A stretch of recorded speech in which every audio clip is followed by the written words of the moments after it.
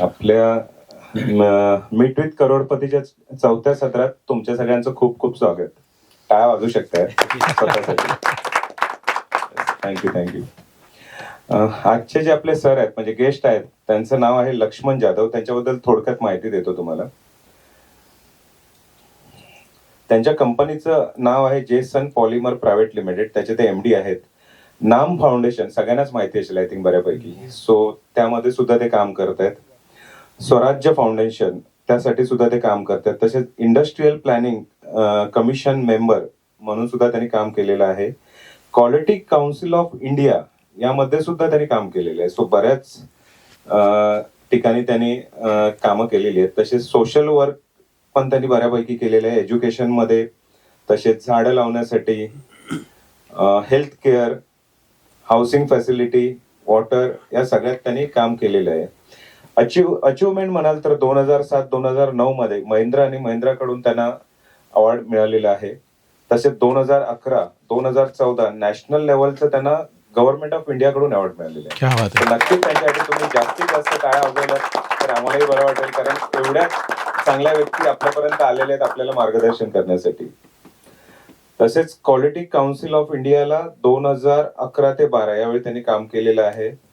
President Shri Pranab Mukherjee यांच्याकडून 2012ला त्यांना फॅलिसिटेट करण्यात आलेलं आहे.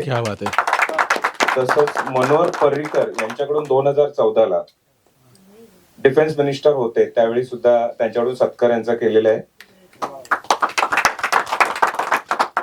येस, बँक ऑफ इंडिया त्यांचे जे MD होते अय्यर त्यांनी 2013 ते 15 या दरम्यान त्यांचा सत्कार केलेला आहे. तसेच मराठी विधान परिषद अवॉर्ड 2018 हाही त्यांना मिळालेला आहे महाराष्ट्र गव्हर्नमेंट कडून. सो इतके सारे सत्कार त्यांचे झालेले आहेत. अशी व्यक्ती आज आपल्याकडे आपल्याला मार्गदर्शन करायला आलेली आहे. सो मी किरण माळी यांना विनंती करेन की त्यांना स्टेजवर घेऊन यावं आणि त्यांच्यासाठी प्लीज सगळ्यांनी खूप खूप टाळ्या वाजवा, कारण अशी नामांकित व्यक्ती आज आपल्या बरोबर आहे. थँक्यू. मी किरण सरांना विनंती करेन, ओव्हर टू यू. पुढचं सेशन तुम्ही कंटिन्यू करा. Thank you Sunil sir. Shri Laxman Jadhav sir यांची वसईला फार मोठी फॅक्टरी आहे. त्याबरोबरच माणगावला ते एक वेल इक्विप्ड आणि लेटेस्ट टेक्नॉलॉजीने बनवलेली एक फॅक्टरी ते आता रन करत आहेत. So thank you very much sir. तुम्ही आमच्या या शोला आलात, ऍक्टिव्हिटीला आलात. सॅटर्डे सगळ्यांचे आभार. थँक्यू. तर सर मी तुमच्या बिझनेस बद्दल तुमच्याकडनं समजून घेण्यात फार इंटरेस्टेड आहे आणि सर्वांना त्याबद्दल नक्कीच पूर्ण ऐकायचं आहे. तर तुम्ही आम्हाला गाईड करू शकाल किंवा तुमच्या बिझनेस बद्दल पूर्ण डिटेलमध्ये सांगू शकाल का? येस. सगळ्यांना प्रथम माझा नमस्कार. मी ॲक्च्युली वयाच्या 21व्या वर्षी MCD म्हणून महाराष्ट्र सरकारचं जसं गुजरातमध्ये EDP प्रोग्राम चालतात तसं महाराष्ट्र सरकारने पहिली बॅच सुरू केली, फर्स्ट बॅच. आणि त्या बॅचला 7,000च्या आसपास मुलं होती, महाराष्ट्रीयन मुलं. आणि त्याच्यामधून त्यांना फक्त 30 मुलांना सिलेक्ट करायचं होतं. कशासाठी? तर बिझनेससाठी. हा काळ होता 1988चा, 88-90, आता मला बरोबर आठवत नाही पण त्यावेळेचा. आणि फर्स्ट टाईम हा प्रोग्राम महाराष्ट्र सरकारने केला. त्याचं रिझन, गुजरातमध्ये बरेचसे बिझनेसमॅन किंवा तयार होतात, तर यांचा ॲनालिसिस असं झाला होता की जर गुजराती EDP प्रोग्राम ठेवू शकतात तर आपल्या महाराष्ट्रात का नाही, महाराष्ट्रीयन लोकांनी का करू नये.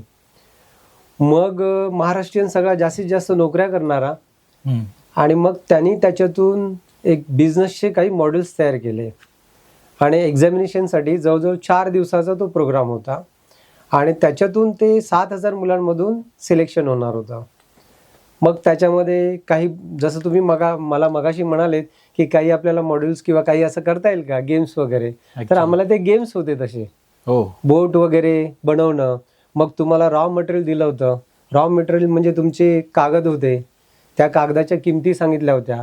मग तुम्ही कसं बनवता, प्रोसेस कसं करता, आणि मग तुमचे फायनल प्रोडक्ट किती होत आहेत, त्याच्याप्रमाणे तुमचे किती पैसे होतात.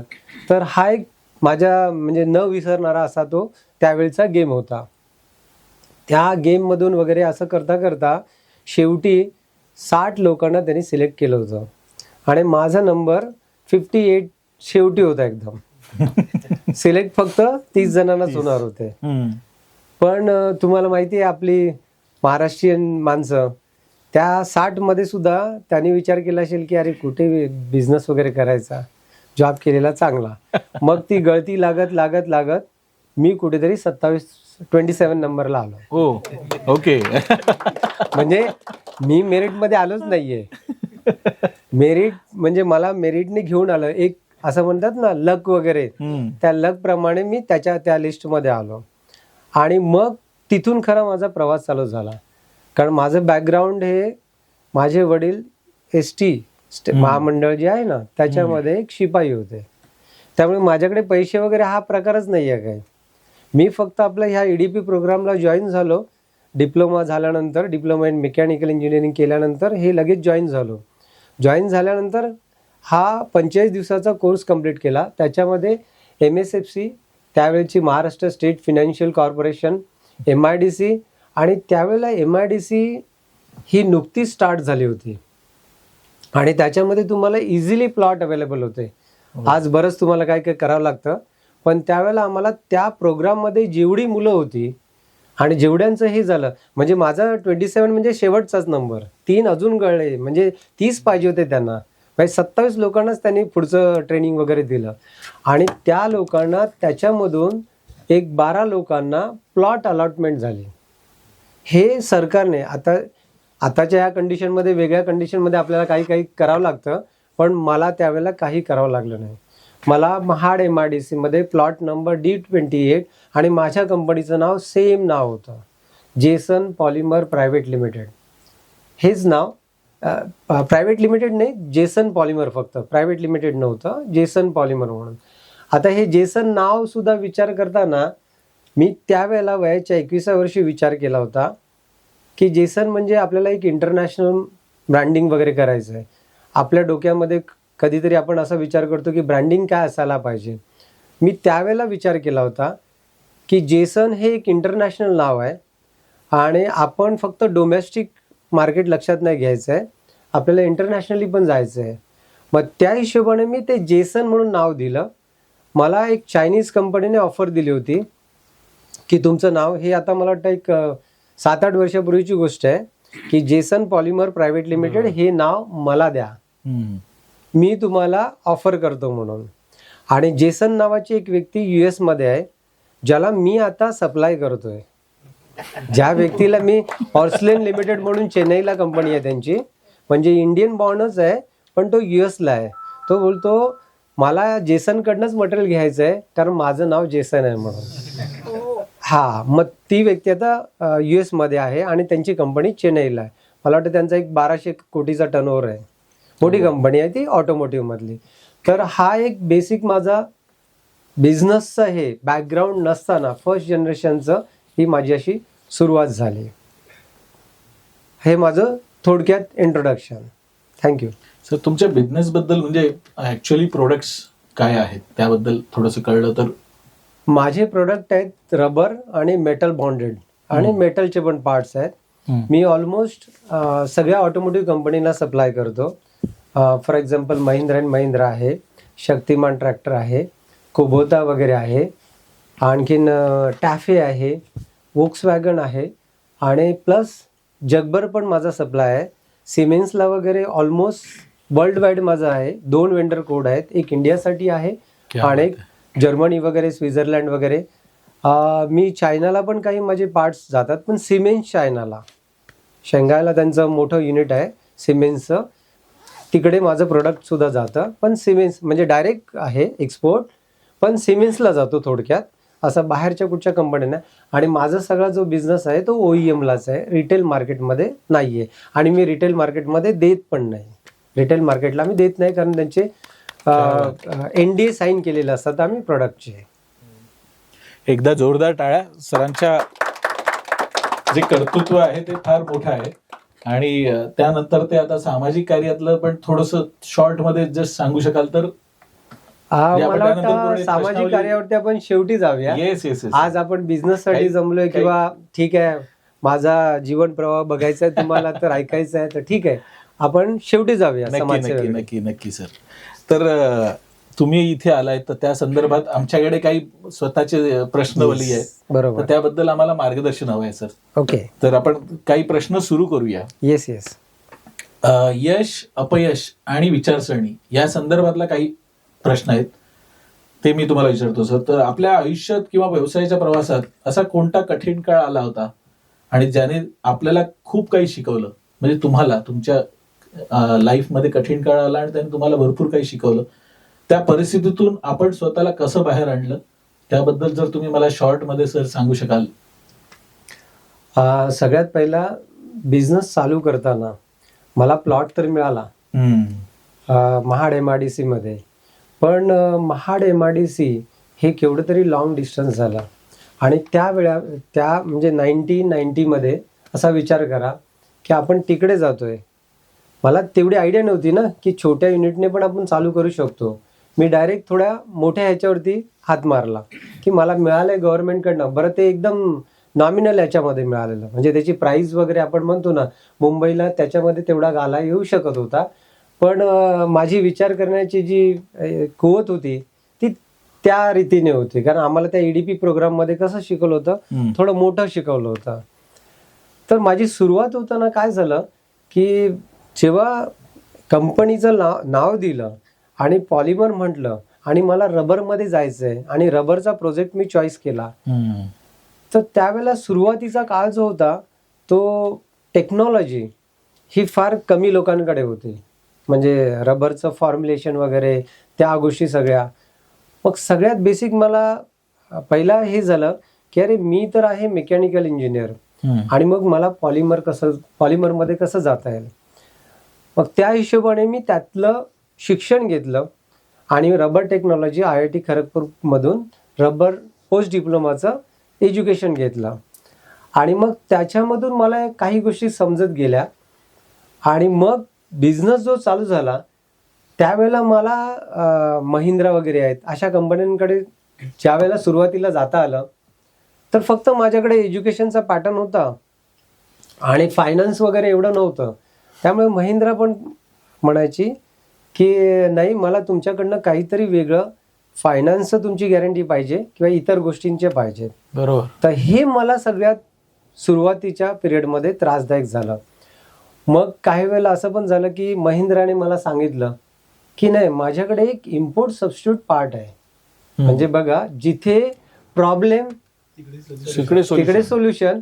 आणि त्यांनी आपल्याला नवीन माणसाला संधी देताना कठीण काहीतरी दिलं जातं आणि ती आपल्यासाठी संधी आहे. आणि त्याप्रमाणे मला महिंद्राचा एक मॅनेजर होता PK शाह म्हणून. त्या PK शहाने मला एक ऑफर दिली की जपानमधून आपल्याकडे काही मशिनरी इम्पोर्ट केल्या जातात आणि त्याचं प्रोडक्ट आहे ना ते तुम्ही बनवाल का. तर मी हो म्हटलं. आता हो म्हटल्यानंतर त्याच्यामध्ये बरंचसं टेक्नॉलॉजी होती.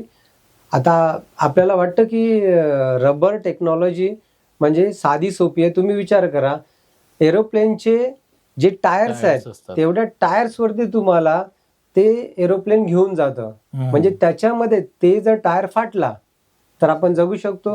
म्हणजे सगळ्यात हार्ड जे म्हणतात ते त्याचंच आहे. इवन तुम्हाला मध्ये स्पेस यानचं जे झालं ना कल्पना चावलाचं वगैरे त्याचं जर अनालिसिस केलात आणि जर थोडंसं बघितलं तर त्या एका ओरिंगमुळे, म्हणजे रबरची ओरिंग आहे त्याच्यामुळे तो अपघात घडला. कारण ती 365 टेम्परेचरला विथस्टँड झाली नाही मायनस साईडला.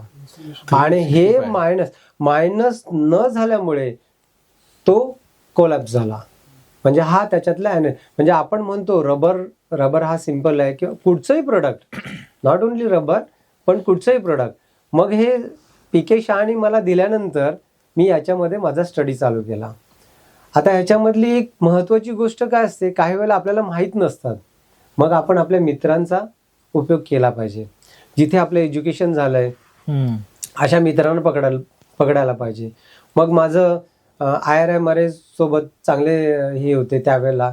IRMRA म्हणजे आमची इंडियन रबर मॅन्युफॅक्चरिंग असोसिएशन आणि रिसर्च सेंटर पण आहे, दोन्ही आहे. आणि त्याचबरोबर IIT खरगपूर पण आहे. त्याचबरोबर JK टायर्सची एक मोठी संस्था आहे राजस्थानमध्ये, त्याच्याशी मी जोडलं गेलो होतो. मग त्यांची मदत घेता घेता त्या प्रॉडक्टमधला काही गोष्टी मला समजल्या. आणि मग हळूहळू त्याच्यामध्ये, कारण त्याच्यामध्ये 3 प्रकारचे प्रॉडक्ट होते. एक ॲडिसिव्ह, दुसरा पॉलिमर आणि तिसरा मेटल. आणि त्याला बॉन्डिंग करणं, ह्या सगळ्या प्रोसेस.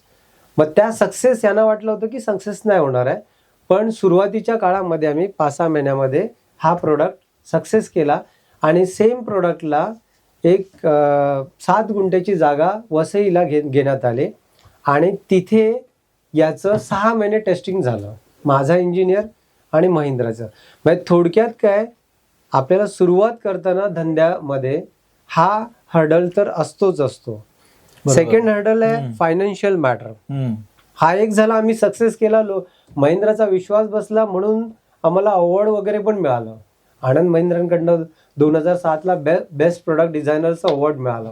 त्याचं रिझन तेच होतं. आणि मग तो इम्पोर्ट सबस्टिट्यूट आयटम बनला गेला. म्हणजे माझी सुरुवात तिथून झाली. त्याच्यानंतर मग मला दुसरा प्रॉब्लेम आला, फायनान्शियल. एवढे पैसे नव्हते. मग पहिल्यांदा SBI कडे ऍप्लिकेशन टाकलं. तुम्हाला माहिती असेल SBI म्हणजे काय आहे. ज्याच्याकडे पैसे नसतात त्यांना ते देत नाही. हा, अगदी बरोबर, अगदी बरोबर. माझ्या सुरुवातीच्या काळामध्ये SBI 50 लाख रुपये देताना, पूर्वी म्हणजे त्या 95च्या काळामध्ये SBIचं 50 लाखाच्या वरचं लोन जे आहे ना, बँड्रा BKC वरनच व्हायचं. आता ते ब्रांचला वगैरे होतं, पण पूर्वी BKCलाच व्हायचं 50 लाखाच्या वरचं. आम्ही अक्षरशः 2 महिने चक्रा मारल्या 50 लाखाच्या लोनसाठी. शेवटी त्यांनी म्हटलं की तुम्हाला मॉर्गेज काय द्यायला आहे तुमच्याकडे. आम्ही म्हटलं घर आहे फक्त. आता ते घर पण त्यांनी म्हटलं, त्या सोसायटीने NOCचा प्रश्न काढलेला आणि त्याच्यात काहीतरी टेक्निकल बाब होती की जी पुढे जाऊ शकत नव्हती. मग त्यांनी सांगितलं काय करता येईल. मग त्यांना मी माझा प्रॉडक्टचा, जे प्रॉडक्ट डेव्हलप केलं होतं महिंद्राचं, त्याच्याबद्दल त्यांना सांगितलं. तेव्हा त्यांना समजलं की इथे काहीतरी होऊ शकतं.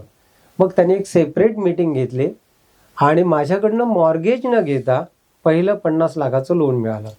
पण त्याचबरोबर मला ना एक प्रायव्हेट माणसाने, म्हणजे एक माझ्याबरोबर अगोदर पर्सनल ओळखीच्या माणसाने एक 50 लाखाचं लोन तर विश्वासावरती. आणि ते लोन 50 लाखाचं का दिलं होतं, म्हणजे गुजराती होतं, देसाई म्हणून होते. त्यांनी लोन का दिलं मला, तर मला कुठेतरी जाऊन पार्टनर केलं जाईल किंवा ॲज अ डायरेक्टर घेतलं जाईल. त्यांनी मला सांगितलं तू वेळ घे, पण माझ्याकडे एकच गोष्ट लक्षात होती की मी पार्टनर कोणालाही करणार नाही, डायरेक्टर कोणालाही घेणार नाही. मी माझ्याने जेवढं होईल तेवढ्या माझ्या कॅपॅसिटीमध्येच करेन. या रीतीने मी ते ठरवलं होतं. म्हणून देसाईंना सांगितलं की तुम्हाला मला द्यायचं आहे, ठीक आहे, 12% इंटरेस्ट मी तुम्हाला देईन, पण मी तुम्हाला हे देऊ शकणार नाही. आणि मग मला जसं SBIचं लोन वगैरे मिळालं 50 लाखाचं, लगेच ते रिटर्न करून टाकलं त्यांना. 7-8 महिन्यामध्ये मला बँकेने दिल्याबरोबर ते केलं. तर माझ्या सुरुवातीच्या काळामध्ये हे 2 मला भेडसावलेले मेन प्रश्न. आणि मग घर पण कसं चालवायचं, जास्त पैसे पण नाहीत. मग मिसेसला एक काही ठराविक फंड देऊन ठेवला होता. तिला सांगितलं होतं की हे 2 वर्षाचे तुझ्यासाठी 2 लाख रुपये आहेत, 10,000मध्ये घर भागवायचं. त्याप्रमाणे तिच्यासाठी एक फंड अलॉकेट करून टाकलेलं. त्याच वेळेला तिला बाकी माझ्याकडनं अपेक्षा करायची नाही. आणि मग हा एक माझ्यासाठी थोडासा चॅलेंजिंग पार्ट होता की तिने 10,000मध्ये घर, पण कधी असं तिने 2 वर्षात माझ्याकडे ॲडिशनल पैसे मागवले नाही. आणि टेक्नो कमर्शियल तर तुम्हाला सांगितलं की आता हे टेक्निकल पार्ट्स वगैरे, तर माझ्या सुरुवातीच्या पिरियडमध्ये हा माझ्यासाठी आलेले. मस्त. म्हणजे तुम्ही त्याच्यातून क्वालिटी प्रोडक्ट्स डिलिव्हर करून तुम्ही कन्सिस्टन्सी ठेवली आणि त्यात तुम्ही बाहेर निघालात. येस, मला तुमचं एचे सगळे पॉइंट्स मी क्लिअर केले. हा, कारण मी पण माझे हे टाकले. तरी एक शॉर्ट मध्ये पटकन एक दुसरा क्वेश्चन मी घेऊन घेतो. तुमच्या आयुष्यात मोठा सकारात्मक जो बदल घडवला या सर्व गोष्टींनी, त्यातला घडवणारा जो कोणता एक विचार किंवा सवय किंवा जी शिस्त असते ती आम्ही या सर्व व्यावसायिकांनी आत्मसात करावी असं तुम्हाला वाटतं? मी क्वालिटी काउन्सिल ऑफ इंडियामध्ये सुरुवातीपासूनच होतो ॲज अ ऑडिटर म्हणून. आणि माझा तो एक पेशा होता. म्हणजे आम्ही ऑडिट करायला जायचो तर मला त्यावेळेला 10,000 रुपये मिळायचे एका दिवसाचे. त्यावेळेला क्रेज होती आपल्याकडे. सगळे जॅनचे, ऑस्ट्रेलिया, न्यूझीलंड त्या साईडचे सगळे ॲक्रेडिट बॉडी होती. म्हणजे आपल्याकडे तेवढं हे नव्हतं, पण त्याच्यामध्ये आमचे हेड जे होते सर होते. आणि मग त्या टीम बरोबर आम्ही काम करताना हे काही मुद्दे असे यायचे. आणि मग त्याच्यामधून मला एक माझ्या मनावरती बिंबलेली गोष्ट, PDAC, प्लान, डू, ऍक्ट आणि चेक. आता मला पण आणि ना ज्यावेळेला हे मला व्हॉट्सअपवरती पाठवलं तर कधी माझी नेहमीची सवय आहे, सकाळी गेल्यानंतर मी डायरी पुढ्यात ठेवणार आणि डायरीवरती माझ्या दिवसभराची कामं. आजही मी तेच काम करतो सकाळी गेल्यानंतर, कारण डोक्यामध्ये भरपूर काम असतं, इतर गोष्टी असतात. कारण आता व्याप वाढलाय, सगळा सोशल वर्क वाढलाय, इतर गोष्टी वाढल्या आहेत. त्यामुळे मला सगळ्या माइंडमध्ये ठेवता येणं शक्य नाही आहे. त्यामुळे सकाळचा माझा पहिला 15 मिनिटाचा काळ जो असतो हा माझी डायरी लिहिणं असतो. म्हणजे प्लॅन करायचा की मी आज दिवसभरात काय काय काम करणार आहे. मग त्याप्रमाणे मी संध्याकाळच्या वेळेला, क्लोजिंगच्या वेळेला तेही बघतो की अरे मी आज दिवसभरात किती काम केलं, tick tick tick tick tick करत राहतो. म्हणजे ही जी PDCA सायकल जी आपण म्हणतो, प्लॅन, डू, ऍक्ट आणि चेक, ही माझ्या जीवनाला खरंच कलाटणी देणारी निघ आहे. आणि मला असं वाटतं की सगळ्यांनी ही आत्मसात करायला पाहिजे. कारण ज्या वेळेला आपण प्लॅन करणार नाही ना त्यावेळेला काही घडणार नाही. म्हणजे ही गोष्ट मला खरंच माझ्या जीवनामध्ये ही फार मला महत्त्वाची ठरली. आणि त्याचबरोबर माझ्या त्या पूर्ण लाईफमध्ये 50 वर्षाच्या, मी आता 58चा आहे, त्यावेळेला 50 वर्षाचाच पिरियड का वापरतोय मी, 30 to 50च्या मधला मी नेहमी एज्युकेशन घेत राहिलो. आणि इव्हन QCIचा जो आम्हाला आहे तो आम्हाला चार्ट किंवा दर वर्षाला एक रिपोर्ट द्यावा लागायचा, गव्हर्नमेंट ऑफ इंडियाला सबमिट करावा लागायचा की तुम्ही या वर्षामध्ये तुमच्या रिलेटेड एज्युकेशन किती घेतलं. मग आम्हाला मिनिमम ते दाखवावं लागायचं, तरच तुम्ही त्या बॉडीवरती राहू शकता. मग हा जो एज्युकेशनचा पॅटर्न होता, म्हणजे ॲज अ स्टुडंट आपण म्हणतो की मी विद्यार्थी आहे, मी आजही विद्यार्थी आहे, मरेपर्यंत विद्यार्थीच राहणार आहे, शेवटपर्यंत माझ्या शेवटच्या श्वासापर्यंत विद्यार्थीच असणार आहे ॲज अ स्टुडंट. तर मग मित्रांनो, आपण सर्व करणार आहोत ना PDAC, प्लॅन, डू, ऍक्ट आणि चेक. सर मी सध्या तरी मी डायरी पण लिहितोय. सो ते PDAC आम्ही ऍक्टिव्हेट करतोय आणि प्रयत्न करतो की दररोजच्या दररोज ते व्हावं, असा चालू आहे प्रयत्न. आता सेकंड प्रश्न असेल आपला व्यवसाय वाढ आणि निर्णय क्षमता त्या संदर्भातला, की नवीन संधी ओळखण्यासाठी आपण गोष्टीकडे जे लक्ष देता, तुम्ही एक वेगळ्या चाणाक्ष पद्धतीने लक्ष देता, त्याबद्दल आपण ऑफिसमध्ये तुमच्या बोललो होतो. तर त्या प्रत्येक व्यावसायिकाने संधी शोधण्यासाठी ही कोणती पद्धत अंमलवायला म्हणजे वापरावी त्यांच्या बिझनेसमध्ये वेळोवेळी? आपण एखादा प्रोजेक्ट हातात घेतो त्यावेळेला तो प्रोजेक्ट कम्प्लिशन करणं हा एक पॅटर्न त्याच्यामधला असतो. आपलं एंड प्रोडक्ट कस्टमरकडे जाणं हाच एक आपला मोटो आहे. आता याच्यामध्ये ज्यावेळेला आपण कंपनीची स्थापना करतो त्याच वेळेला आपण एक मिशनचा विचार करतो. आणि खरंच हे मिशन आहे ना, मी केलं होतं. एक मिशन केलं होतं, एक विजन केलं होतं आणि एक शॉर्ट गोल केला होता. आता विजन या पॅटर्न मध्ये मी एवढंच टाकलं होतं की मला 5 वर्षांमध्ये माझ्याकडे इन्व्हेस्टमेंट आणि मशिनरी काय काय असणार आहे, हा 5 वर्षाचा दर वर्षाचा गोल असायचा. आणि एक 25 वर्षाचं माझं मिशन होतं की माझी कंपनी ही असणार. कारण मी 0 पासून स्टार्ट केलेलं आहे आणि मी माझे कस्टमर आणि बाकीच्या गोष्टी ह्याही टाकल्या होत्या आणि त्यांच्याबरोबर माझा किती बिझनेस असायला पाहिजे. मी खूप मोठा असं हे केला नव्हता. माझी जितकी कुवत आहे, कॅपॅसिटी आहे, त्या कॅपॅसिटीप्रमाणेच मी तो विजन लिहिलं होतं. आणि मिशन मात्र माझं थोडं लॉंग टर्मचं होतं की कंपनीचं नाव काय असणार आहे, कुठे असणार आहे, कसं असणार आहे, हे एक थोडं होतं.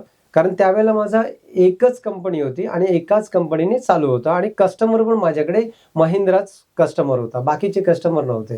त्यामुळे सगळ्यांची नावं टाकली होती आणि सगळ्यांचं डिटेल टाकलं होतं. आणि मग त्याप्रमाणे मी थोडा ऍक्ट करायला लागलो. मग कस्टमरशी भेटायला लागलो की असं असं आहे, माझं हे प्रोडक्ट चालू आहेत वगैरे. आणि त्याच्यामध्ये माझं थोडं भर अशी पडली की ज्यावेळेला माझं महिंद्राचं प्रोडक्ट सस्टेन झालं आणि मार्केटमध्ये जाऊ लागलं, त्यावेळेला माझी महिंद्रामधलेच काही लोक आहेत, त्यांनीच माझ्याबद्दल सगळीकडे सांगायला सुरुवात केली. त्यामुळे ह्या गोष्टी ज्या आहेत, ह्या गोष्टी फार इम्पॉर्टंट आहेत की आपण आपलं काहीतरी शॉर्ट गोल ठेवणं, मिशन ठेवणं आणि विजन ठेवणं हे आपल्याकडे असायलाच पाहिजे. Absolutely sir. मित्रांनो, काही प्रोडक्ट्स असे आहेत की महिंद्रा अँड महिंद्रा सरांना विचारतात की हे प्रोडक्ट मॅन्युफॅक्चरिंग करायला सुरुवात करायची आहे, तर तुमचं त्यात काही गायडन्स वगैरे आहे का, किंवा Yes. तो प्रोडक्ट बद्दल तुम्ही आम्हाला सांगितलं होतं, तर बरोबर. त्याबद्दल एक शॉर्ट मध्ये सांगा ना सर सर्वांना. म्हणजे ऍक्च्युली महिंद्रा पूर्वी काय व्हायचं, तुम्ही 90चा काळ बघितला तर त्यावेळेला महिंद्रा ड्रॉइंग नाही बनवायची. जर कोणी महिंद्राचे सप्लायर असतील इथे तर महिंद्रा ड्रॉइंग नाही बनवायची. महिंद्रा आम्हा लोकांना बोलवायची, म्हणजे थोडक्यात माझ्यासारख्याला बोलवायची, ट्रॅक्टर किंवा गाडीवरती उभे करायचे आणि त्यांना सांगायचे की मला इथे ग्रोमेट बसवायचंय, इथे मला सील करायचंय, किंवा मला इथे मेटल बाउंडेड पार्ट्स हवा आहे वगैरे. मग आम्ही त्याच्या छोटासा पेन्सिलने स्केच काढायचा, फॅक्टरीमध्ये यायचं, एक सिंगल कॅव्हिटीचा मोल्ड, आमच्यामध्ये मोल्ड असतात, मग ते सिंगल कॅव्हिटीचा मोल्ड बनवायचा, सॅम्पल काढायचं, घेऊन जायचं, फिटमेंट करायची. आणि मग फिटमेंट केल्यानंतर पुन्हा काही प्रॉब्लेम असेल, बसत नसेल, पुन्हा यायचं, पुन्हा थोडंसं करेक्शन करायचं आणि सॅम्पल घेऊन जायचं. जेव्हा फायनल सॅम्पल होईल त्यावेळेला महिंद्रा त्याची ड्रॉइंग त्याच्यावरनं 100% त्याच्याशी मॅच न होणारी, 100% मॅच न होणारी अशी ड्रॉइंग, म्हणजे 99% मॅच व्हायची, आणि मग अशी ड्रॉइंग रिलीज केली जायची.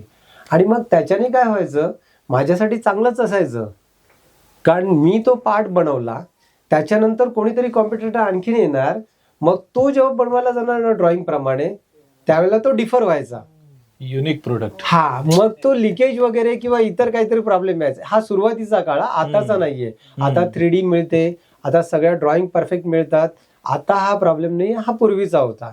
म्हणून त्यावेळेला मला ते सस्टेन झालं की अरे हा ठीक आहे.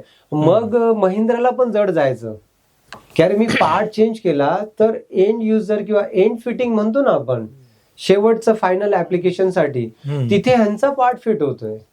आणि मग माझी रेसिपी, मी काय माझी रेसिपी कोणाला सांगू शकत नाही ना की आपल्या ह्याच्या रबरमध्ये काय आहे किंवा मेटलमध्ये मी कुठचं हे वापरलंय, कारण ते स्पेक माझे असायचे. मी त्यांना सांगायचो हे मी इथे EPDM 50-55 हार्डनेस वापरलाय आणि मी हा मेटलचा MS चा पार्ट वापरलाय. पण कधी कधी मी MS च्या ऐवजी त्याच्यापेक्षा हायर क्वालिटी पण वापरायचो, ब्राईट बार वगैरे किंवा अशा गोष्टी वापरायचो. मग त्यांना लिहिताना त्यावेळेला ते त्यांनी तसंच टाकलं. मग त्यावेळेला काय व्हायचं की ते डिमांडिंग माझ्याकडे सुरुवातीला यायचं, म्हणून मी महिंद्रामुळे जास्त सस्टेन झालो सुरुवातीच्या काळामध्ये. तुम्ही महिंद्राचे गायडिंग स्टार होतात असं म्हणू शकतो आपण. येस सर, पुढचा एक प्रश्न असा होता की आजच्या या स्पर्धाच्या काळात जास्त खर्च न करता व्यावसायिकांसाठी नवीन ग्राहक कसे मिळवावेत आणि नेटवर्किंगचा योग्य उपयोग कसा करावा, याबद्दल काही मार्गदर्शन मिळेल का? हा, मगाशी जसं मी म्हटलं की महिंद्रा अँड महिंद्रामध्ये जेव्हा काम करताना त्यांचे मॅनेजर्स वगैरे किंवा माझ्या बरोबर जी डेव्हलपमेंटची टीम असायची, तर माणूस म्हटल्यानंतर तो एकाच ठिकाणी राहत नाही, चेंज असतो. मग तो परत दुसरी कुठच्या तरी मोठ्या ऑर्गनायझेशन मध्ये जायचा. फॉर एक्झाम्पल सिमेन्स, बरेचसे महिंद्रातले लोक, आणि ही टॉप दुसऱ्या चांगल्या कंपन्यातच जातात. महिंद्राचे जे एम्प्लॉईज वगैरे आहेत ते अशा छोट्या कंपन्यात येणारच नाहीत.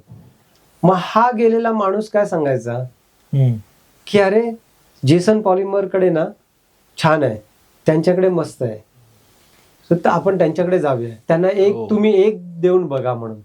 मग अशी ती गोष्ट घडत गेली.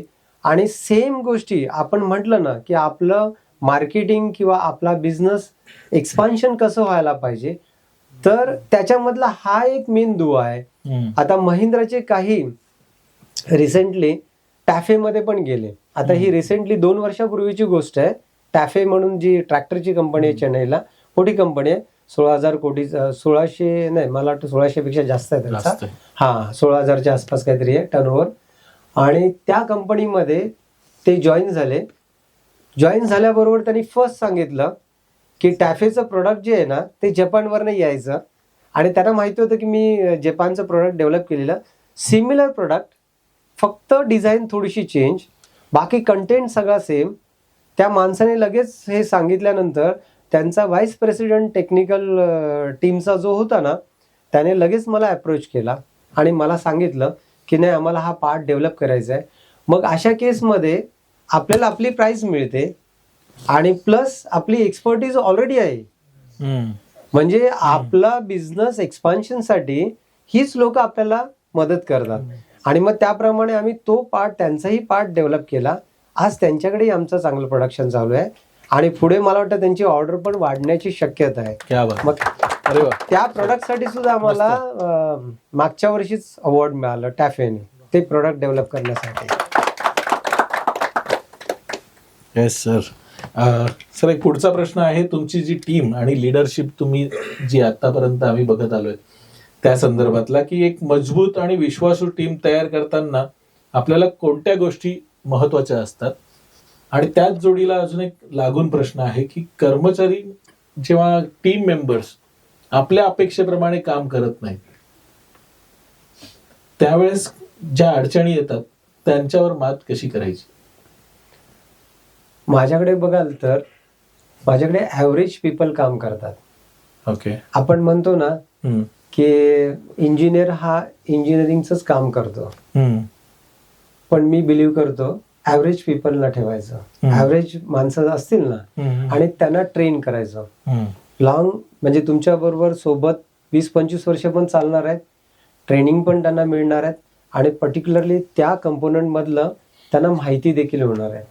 माझ्याकडचं उदाहरण म्हणजे माझ्याकडे एक विनायक जाधव म्हणून मुलगा आहे, मास्टर ऑफ आर्ट्स MA झालेला आहे आणि त्याच्या हाताखाली 2 BE झालेली आहेत, हो, बॅचलर ऑफ इंजिनियर्स. आता त्याला सुरुवात करताना एकदम रॉ घेतला, कच्चा म्हणजे ॲव्हरेज, आणि तो वयाच्या 22व्या वर्षी माझ्याकडे जॉईन झाला. आज तो माझ्याकडेच आहे. आता त्याला मला वाटतं 25 ते 26 वर्ष झाले त्याला. आता तो कम्प्लीट पॅरेंटिंग झालं त्याचं. हा, तो आता MA हे एज्युकेशन विसरून त्याला आता इंजिनिअरिंग मधली म्हणजे तुमची माझ्याकडे आता सगळ्या डेस्मा इंजेक्शन मोल्डिंग मशीनचं जर्मनीच्या, आणि मग त्याच्यामध्ये जवळजवळ 15-1 लाखाचं तर मोठं पॅनल आहे विथ कम्प्युटर वगैरे सगळं. रबर मधल्या काही लोकांना माहित असेल तर ती आमच्याकडची रबर मधली लेटेस्ट टेक्नॉलॉजीची मशिनरी आहे डेस्माची. तर त्याच्यामध्ये असणारे जे कम्प्युटर वगैरे आहे किंवा मेकॅनिकल पार्ट आहेत, न्यूमॅटिक पार्ट्स आहेत, हे सगळे त्याच्या हाताखालून गेलेले आहेत. मग त्याला काय येत नाही, त्याला सगळंच येतं त्या मशीनचं. मग त्याला उघडता येते, त्याला परत फिटिंग करता येते, त्याला प्रोडक्शन घेता येतं, त्याला नवीन डेव्हलपमेंट करता येते. म्हणजे ॲव्हरेज वेगळ्या साईडचा. दुसरा आता माझ्याकडे एक मुलगी आहे वैशाली म्हणून, ती पण वयाच्या 24व्या वर्षी माझ्याकडे जॉईन झालेली, आजही माझ्याकडे काम करते. आता तिचं मला वाटतं 56 माझ्या बरोबरची ती रेंज आहे, आणि तीही कॉमर्स ग्रॅज्युएट, पण तिला कस्टमरशी बोलणं, बाकीच्या गोष्टी, अकाउंट्स वगैरे ह्या सगळ्याच गोष्टी तिने हँडल केल्या. म्हणजे ॲव्हरेज असणारी जेव्हा माणसं आपण ठेवतो त्यावेळेला काय होतं, आपण विचार करतो की बऱ्याच वेळा अरे एकदम डायरेक्टली आपण महिंद्राचा माणूस किंवा कुठचा आणूया आणि बसूया वगैरे आपल्या लेवलला वगैरे.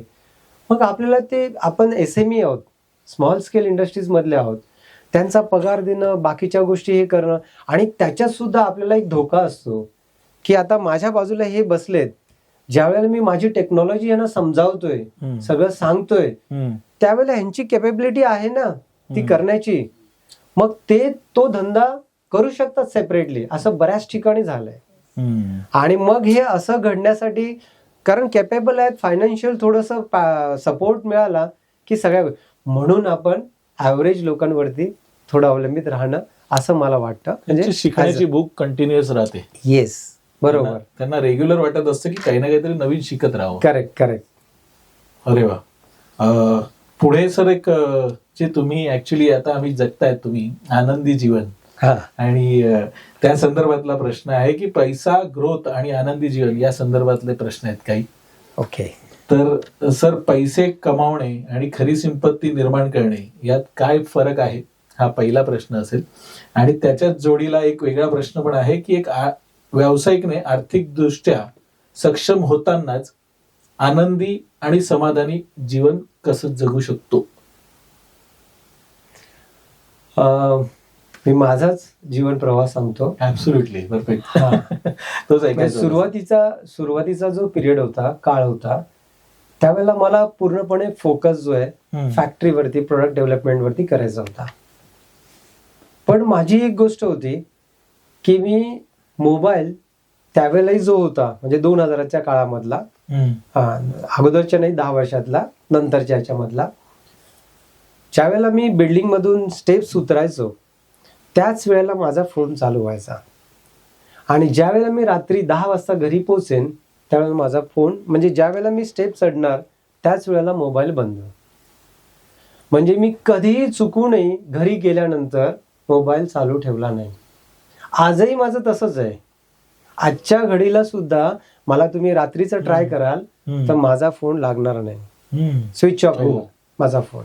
आजही मी तेच हे वापरतो. मला माहित नाही, कारण मी म्हणतो की नाही, आता तुम्ही म्हणाल की अरे एखादी इमर्जन्सी आली तर, खूप इमर्जन्सी आली तर माझ्याकडे आहेत ना बाकीचे दुसरे नंबर आहेत ना, जे पर्सनल वापरले जातात. म्हणजे बिझनेससाठी एक वेगळा, आणि यासाठी माझी मिसेस आहे तिच्याकडे आहे किंवा मुलीकडे आहे, ह्या लोकांचं चालेल ना. पण आपला कशासाठी? आपल्यावरती फोन करणारे कोण आहेत? जे बिझनेस रिलेटेड असतील ते, आणि ज्यांना पर्सनल आहेत. उदाहरणार्थ माझे सीताराम भाऊ आहेत ते, आता ते म्हणाले की फोन करायचा आहे, दादांचा फोन बंद आहे, त्यांना माहिती आहे त्यांच्याकडे दुसरे नंबर आहेत, त्यामुळे दुसरीकडे. म्हणजे माझा आनंदी म्हणा किंवा असा एक हे म्हणा, हा एक वेगळा गुण माझ्याकडे आतापर्यंत चालूच आहे. दुसरी गोष्ट, एक मला नेहमीच आवडायचं की म्हणजे 31 डिसेंबर आला ना की लोक सगळे एन्जॉय करतात आणि सगळ्यांचा मूड असतो. माझा सेम डेला बर्थडे आहे. वाढदिवस माझा 31 डिसेंबरला आहे. Double celebration. मग आम्ही सेलिब्रेशन काय करायचो, तर मी आणि माझी मिसेस मलाड वेस्टला की ईस्टला हायटेक ब्लड बँक आहे. तर त्या हायटेक ब्लड बँक मध्ये सकाळी बरोबर, कारण मी ऑफिसला बरोबर 8 वाजता पोहोचायचो. सकाळी 8 वाजता मलाडवरनं ऑफिसला 8 वाजता, 8 ते 8:30 माझा नेहमीचा टायमिंग होता. येण्याचा टायमिंग मात्र 9-9:30च्या आसपास निघायचा टायमिंग होता. 31 डिसेंबरला मात्र आम्ही सकाळी 8 वाजता पहिल्यांदा इथे जायचो ब्लड बँकेत, दोघीही ब्लड द्यायचो. मी माझ्या कामाला निघून जायचो आणि ती घरी यायची. असं आम्ही दोघांनी मला वाटतं 18 वेळा क्या बात आहे. माझ्या शरीरामधून मी आतापर्यंत 28 बॉटल दिल्या आणि तिने 19 बॉटल दिल्या.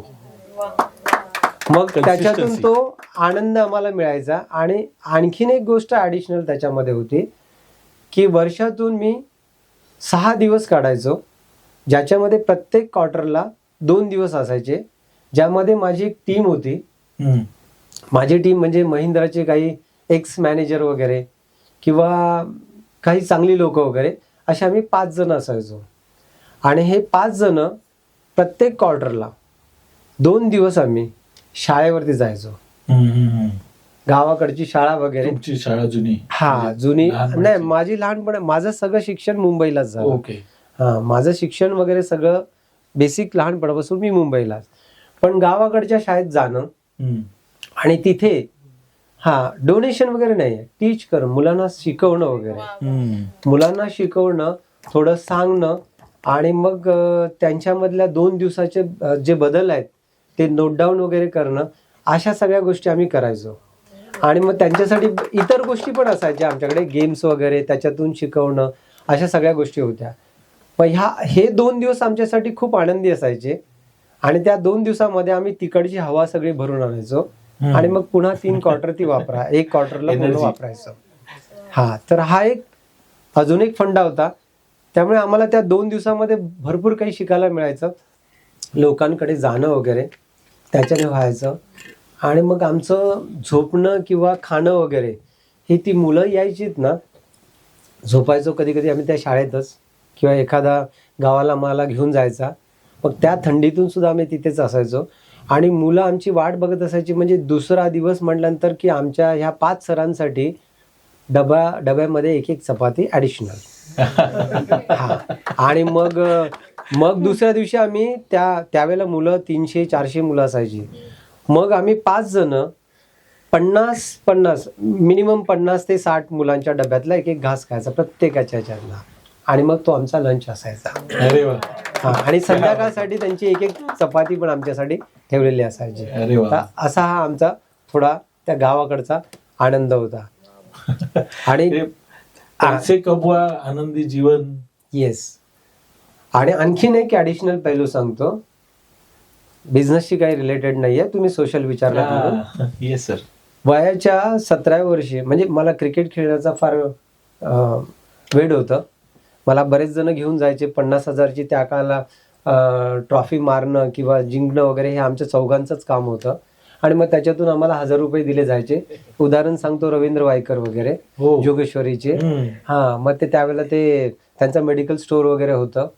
आणि मग आम्हाला घेऊन जाणं, 1000 रुपये मग आम्हाला द्यायचे. बाकीचे ठीक आहे आम्हाला माहित नाही, पण आम्हाला खेळायचं होतं. पण त्याच्यातून माझ्याकडे जे पैसे जमायचे ते आम्ही माझ्या वयाच्या 17व्या वर्षी मी माझ्या गावाला 7000 झाडं लावलेली. अरे वा वा वा वा, मस्त. म्हणजे क्रिकेटच्या टीम मधून येणारे पैसे वगैरे किंवा मला जे काही मिळायचं वगैरे, कारण मला बरेचसे अवॉर्ड मिळायचे. मंडणगड, दापोली, खेड वगैरे, चिपळूण वगैरे या साईडला सगळ्या टुर्नामेंट मारायचे. जिथे जायचं तिथे हे करायचं. असा सगळा आमचा हे होता. मग त्याच्यातून येणारे जे पैसे आहेत ते पैसे आम्ही इथे वापरलेले, आणि गाववाल्यांचं सहकार्य, सगळे गाव मिळून. आज तुम्ही माझ्या गावात जाल तर मी माझ्या मुलांना दाखवतो की खूप मोठी झाडं झालेली आहेत. लोक पण सांगतात काय आम्ही त्यावेळेला झाडं लावलेली. हे माझं 17व्या वर्षाचं हे होतं. मला माहित नव्हतं की झाडं वगैरे, झाडांनी काय होणार आहे किंवा काय होणार नाही. आता थोडं समजतं, पण त्यावेळेला मला माहित नव्हतं मी का झाडं लावली वगैरे. तो मानसिक आनंद येस, आज फार मोठा आहे. करेक्ट. मस्त सर. पैसे कमवा, त्यातून आनंदी जीवन कसं जगायचं त्या संदर्भात सरांनी एक वेगवेगळे 2-3 पॉइंट्स आपल्याला सांगितलेत. तुम्ही तुमच्या आयुष्यात पण हे नोट डाऊन करून ठेवा. जसं तुम्ही स्कूल व्हिजिट सांगितली आणि त्यात जाऊन शिकवणे, त्याच्यानंतर बर्थडेच्या दिवशी ब्लड डोनेशन, हे देखील आपण सर्वजण करू शकतो. ते आपण केलं तर आपला आनंद अजून द्विगुणित होईल. सर, पुढे प्रश्न आहे की व्यवसायातून मिळणारा नफा योग्य पद्धतीने कुठे आणि कसा वापरला पाहिजे. म्हणजे हे थोडंसं आर्थिक रिलेटेड आहे. आणि तसंच आर्थिक स्थैर्यासाठी प्रत्येक व्यावसायिकाने कोणत्या सवयी लावून घ्याव्यात. तुम्ही सवयीच्या बाबतीत म्हणाल ना, तर आपल्याकडे ज्या वेळेला बिझनेसमॅन म्हणून काही प्रॉफिट होतं आणि तो पैसा आपल्या हातात येतो, तर बरेचसे लोक काय करतात की चला आता मला मोठी गाडी घ्यायची, मला मोठं घर घ्यायचंय. कारण गाडी हवी आहे, नेसेसरी आहे सुरुवातीच्या काळामध्ये. ज्या वेळेला तुमची कॅपॅसिटी होणार आहे आणि तुम्हाला आता वाटतं की मला 50 लाखाची गाडी घ्यायला काही हरकत नाही, लक्झरी. हा, पण ज्या वेळेला सुरुवातीचा काळ आहे, त्या सुरुवातीच्या काळामध्ये माझी नेसेसिटी काय आहे, तर मला त्या जागेवरती परफेक्टली पोहोचणं. मला मीटिंगला जायचंय, महिंद्रामध्ये जायचंय किंवा आणखीन कुठे जायचंय, तर माझी खरी गरज काय आहे, माझी गाडी प्रॉपर त्या ठिकाणी पोहोचली पाहिजे विदाउट हर्डल. म्हणजे काही हर्डल येता कामा नये. मग अशा वेळेला आपण 10 लाखाची गाडी घेतली, समजा मारुती सुझुकी आहे, तिला व्यवस्थित मेंटेन केली आणि तो पॅटर्न आपण वापरला, तर सुरुवातीच्या काळामध्ये आपण 30 ते 35 लाख वाचवू शकतो. म्हणजे थोडक्यात जिथे शक्य होईल तिकडे सुरुवातीच्या काळामध्ये यावरती कंट्रोल करणं. सेकंड थिंग, आपण बऱ्याच वेळा घराचा लगेचच विचार करतो, कारण घर हे शेवटी डेड इन्व्हेस्टमेंट आहे. हवं घर असायला पाहिजे, पण कधी तुमच्याकडे ज्या वेळेला व्यवस्थित कंट्रोलेबल अमाऊंट आहे, अशा वेळेला अननेसेसरली लोनला पण खूप लोन घेऊन त्याचे पण हप्ते आपण कंपनीतून फेडणं, याचा अर्थ आपला एक फंड बाहेर काढणं असंच होतं. मग हा फंड बाहेर काढण्यापेक्षा सुरुवातीला कंट्रोल करणं, ह्या गोष्टी फार महत्वाच्या आहेत फायनान्शियल याच्यामध्ये पॅटर्नमध्ये. जेवढं तुम्हाला होईल ना, म्हणजे घरी सुद्धा आपण एक सॅलरी घेतो त्याचप्रमाणे सॅलरीज द्यायला पाहिजे सुरुवातीच्या पिरियडमध्ये. एक 3-4 वर्ष जोपर्यंत स्टेबल होत नाही तोपर्यंत. एकदा तुमचं स्टेबल झाल्यानंतर मग तुम्ही तुमची ती प्रॉफिट कशात गुंतवायची किंवा काय करायचं, मग तुम्ही त्याला IT मध्ये सुद्धा कसं कन्वर्ट करायचं. आता IT मध्ये सुद्धा आपल्याला आपण भरमसाठ दाखवलं ॲज अ बिझनेसमॅन म्हणून, कारण सगळेच गुजराती लोक आहेत ते जास्त कमर्शियल आहेत. बरोबर. जास्त कमर्शियल आहेत म्हणजे त्यांचा एकच फोकस असतो की आपल्याला फायनान्शियल पॅटर्न हा त्यांचा खूप स्ट्रॉंग पॉइंट आहे. हो. आणि आपली मराठी माणसं ना आता कुठेतरी, मराठी माणूस हा टेक्निकली साऊंड आहे, त्याला टेक्निकल भरपूर माहिती आहे, टेक्निकल नॉलेज सगळ्या पॉईंटने माहिती आहे, पण त्याला फायनान्सचाच पॅटर्न माहित नसतो. पण आता बऱ्यापैकी टेक्नो कमर्शियल माणसं बनायला लागले. टेक्निकल पण नॉलेज आहे आणि कमर्शियल पण आहे. जसं माझ्या बाबतीत म्हणाल, मी टेक्नो कमर्शियल झालो, म्हणजे बॅकग्राऊंड पण आहे तो पण आहे आणि फायनान्शियल बॅकग्राऊंड पण झाला, मग दोघांना मी कंबाईन केलं. त्यामुळे मला काही गोष्टी ह्या पण कळायला लागल्या की बॅलन्स शीट कशी असायला पाहिजे, त्याच्यानंतर आपल्याला कुठे पैसे टाकायला पाहिजे. मग आपल्याला माहिती आहे की 1.5 lakhs आपण पर ॲनमला PPF मध्ये टाकू शकतो. जर आपल्याकडे एक्सेसिव्ह पैसे आहेत तर त्याच्यामध्ये IT आपल्याला बाद मिळतोय, LIC मध्ये आपल्याला आहे. मग तो जो ब्रॅकेट आहे तो ब्रॅकेट आपण 100% वापरायला पाहिजे, 100% वापरायला पाहिजे. सेकंड ब्रॅकेट ॲग्रिकल्चरला, समजा ज्यांच्या नावावरती ॲग्रिकल्चरच्या जागा आहेत, ज्यांचं भात आहे किंवा काही शेती आहे, तर त्याच्यातून इन्कम थोडं जनरेट व्हायला पाहिजे. आपल्या बिझनेस मधलंच थोडंसं आहे आणि त्याचबरोबर हेही आणायला पाहिजे. म्हणजे तिथे आपल्याला ITचा हा जो एक्झम्पशन वगैरे जो आहे ते मिळत राहील. तुम्हाला डिव्हिजन करता यायला पाहिजे. आपल्याला डिव्हिजन कशा करायच्या आहेत, तर मेसेस आहे, मुलं आहेत, बाकीच्या ठिकाणी आहेत, ह्या डिव्हिजन म्हणजे फायनान्शियल पॅटर्न जो आहे ना तो आपल्याला डिवाइड करता यायला पाहिजे थोडक्यात त्या वेळेला. म्हणजे तो पॅटर्न फक्त आपल्याकडे राहायला नको, तो थोडा डिव्हिजन होऊन. कारण काय माहितीये, येस ऑफकोर्स मला भारत सरकारला किंवा देशाला सगळ्याच गोष्टी द्यायच्या आहेत. GST म्हणा, कुठेही चोरी करायची नाहीये. एथिकली मला खूपच स्ट्रॉंग राहायचंय. तुम्ही माझ्या ऑफिसमध्ये याल तर ना, माझ्याकडे एक बोर्ड आहे, मला वाटतं तुम्ही बघितलेलं आहे. म्हणजे मी गव्हर्नमेंटचे रूल्स अँड रेग्युलेशन म्हणजे जे टायमिंगला आहेत ते परफेक्टली पाळतो, म्हणजे जराही चुकत नाही. तुम्ही म्हणाल 7 तारखेला ESIC 21 तारखेला भरायचं आहे, मी नाही तसं करत. मी 7 तारखेलाच ESIC भरतो. लोकांचा पगार माझा 7 तारखेलाच जातो. सप्लायरचा जे पेमेंट आहे ते 20 तारखेलाच जातं. म्हणजे 21 तारीख संडे, 20 तारीख संडे आला तर 21 तारखेला सकाळी जाणार. मात्र ह्या गोष्टी ज्या आहेत ना, मी फार सुरुवातीपासून वापरल्या. हे माझा आत्ताच नाहीये की ठीक आहे फायनान्शियल बॅकग्राऊंड थोडा चांगला झाला म्हणून नाही. आज माझ्याकडे नौसिल सारखी कंपनी सुद्धा किंवा इतर मोठ्या कंपन्या वगैरे आहेत, त्या सुद्धा सप्लाय करताना ना कधीही माझ्याकडे फोन करणार नाहीत की पेमेंटसाठी वगैरे, किंवा माझ्या कुठच्याही टीमला फोन येणार नाही परचेस टीमला की मला पेमेंट पाहिजे म्हणून. असं कधीच नाही. आमच्याकडे असा जर चुकून फोन आला ना, तो दुसऱ्या दिवशी ईमेल टाकणार, सॉरी माझ्याकडनं चुकून फोन आला, आणि नाही तसं झालं ना तर आम्ही त्यांच्यावरती ऍक्शन घेतो. आम्ही ऍक्शन घेतो म्हणजे त्याला सांगतो की आम्ही तुला ह्या टायमिंगला दिलं. आणि आमच्याकडे म्हणजे ते असं म्हणतात आमचे सगळे सप्लायर की आम्हाला माहिती आहे हे 20 तारखेला पेमेंट येणारच, आणि त्याप्रमाणे त्यांचं प्लॅनिंग असतं. जसं आपलं प्लॅनिंग आहे तसं त्यांचंही प्लॅनिंग असतं. बरोबर. त्यामुळे आम्ही फायनान्शियल पॅटर्न मध्ये ना हा पॅटर्न खरोखर त्या रीतीने आम्ही वापरला. अरे वा. इन्कम आणि फायनान्शियल टाइम टेबल सरांचा मी बोर्ड बघितलाय आणि तो नेहमी तसाच लिहिलेला असतो. म्हणजे त्याच्यात संपूर्ण GST कधी भरायची आहे, GSTचे वेगवेगळे जे पॅटर्न असतात ते कधी कोणत्या तारखेला गेले पाहिजे, मेंटेनन्स बिल, लाईट बिल, पगार, सॅलरी, सर्व काही व्यवस्थित बोर्डवर डिसिप्लिन पद्धतीने लिहिलेलं आहे आणि ते सगळे जण, सर्व स्टाफ फॉलो करतात. सर पुन्हा एकदा आपण टाळ्या वाजूया सरांच्या सवयी, शिस्त आणि कन्सिस्टन्सी या संदर्भात. सर आता आपण येऊया समाजसेवा आणि लिगसी या टॉपिक कडे, जो तुमचा आवडीचा टॉपिक आहे. सर व्यवसायात आता एवढं यश मिळवलं तुम्ही, एवढं स्टेबिलिटी मिळवली आहे, त्यानंतर देखील तुम्हाला समाजासाठी वेळ देता तुम्ही, आणि तो जो बॅलन्स घडवून आणता तिथे देखील तेवढं काम त्याच्याबरोबरच इकडे जे इकॉनॉमिकल किंवा बिझनेस पर्सनने जे करायला पाहिजे ती सगळी कामं, हे तुम्ही कसं करता? बॅलन्स हा सर्व कसा सांभाळता? आपण मी मगाशी म्हटल्याप्रमाणे मी माझ्या त्या सुरुवातीच्या पिरियडपर्यंत म्हणजे 45 पर्यंत बिझनेसवरतीच जास्त फोकस केला, पण त्यामध्ये सुद्धा मी क्वार्टरली 2 दिवस ठेवले होते की मला हे असे दिवस असायला पाहिजे. माणसाने ना, कारण माणसाचा जन्म हा जो आहे हा कधी जाईल हे सांगता येत नाही ना. आज आपण इथे बसलोय, ह्याच्या बाहेर पडलो तर आपल्याला माहित नाहीये की आपलं काय होईल म्हणून. बरोबर. म्हणून आपण माणूस असा विचार करतो की नाही आता नको, अजून माझी परिस्थिती नाहीये किंवा डोनेट करण्याची किंवा काही करण्याची वगैरे. पण असं ज्या वेळेला आपण विचार करतो त्यावेळेला कुठेतरी आपल्याला तो आनंद मिळत नाही.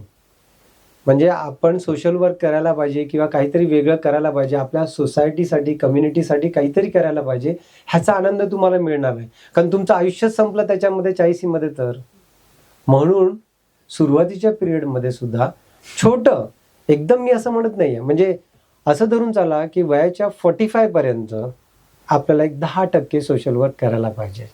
10%.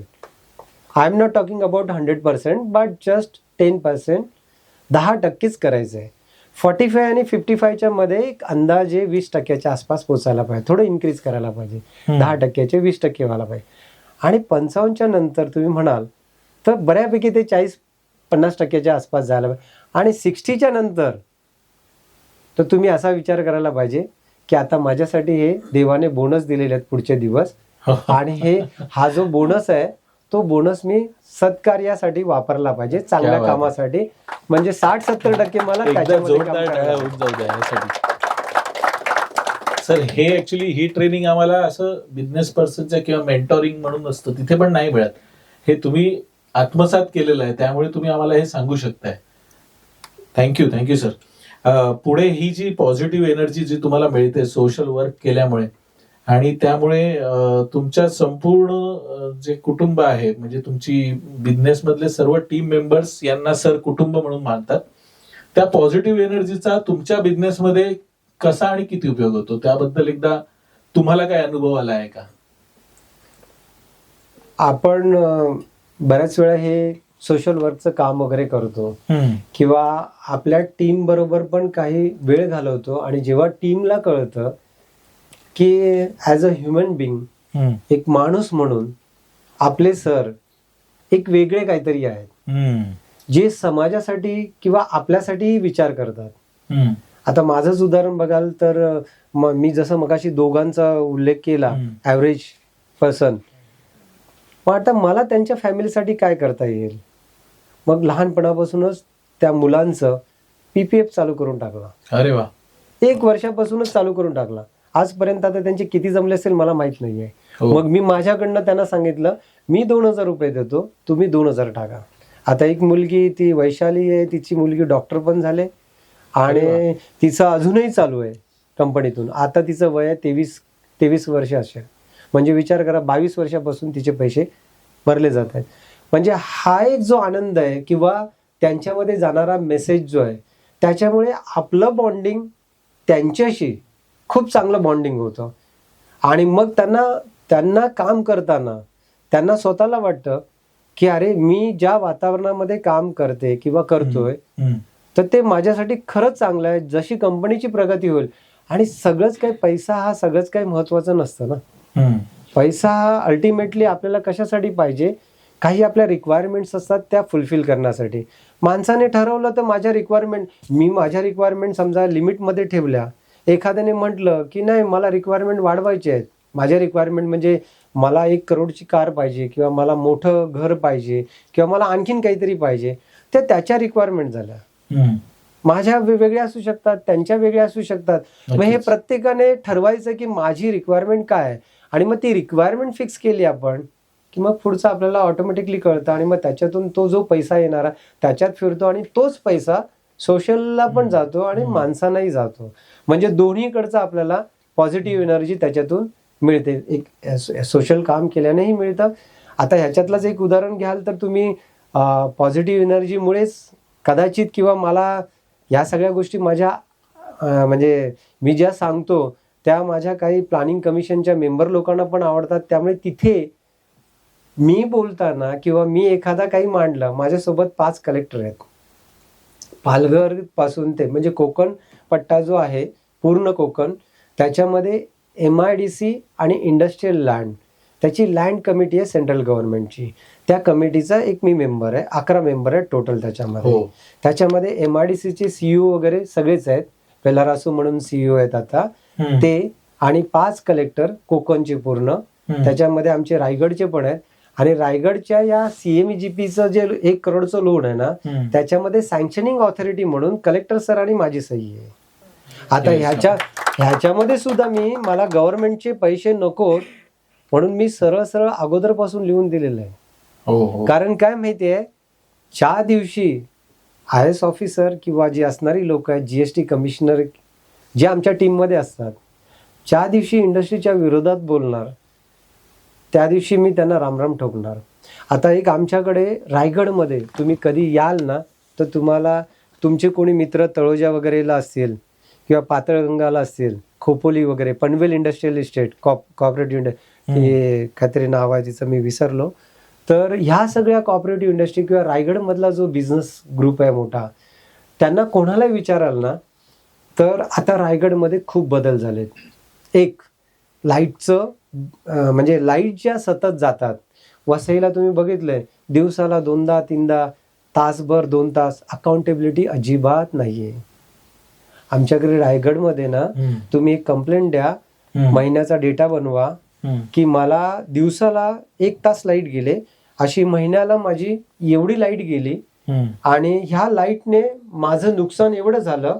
तुम्ही फक्त कलेक्टरकडे, डिस्ट्रिक्ट मॅजिस्ट्रेट आहेत त्यांच्याकडे ही कंप्लेंट द्यायची आणि ह्या कंप्लेंटच्या अगेन्स्टमध्ये तुम्हाला MSCDCL कडनं पैसे देऊ आम्ही.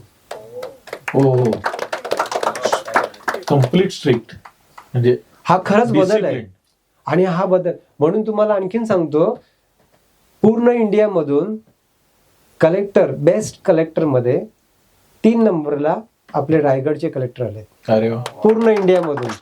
त्यांचं हे पण आहे, म्हणजे माझ्याकडे क्लिप वगैरे पण आहे.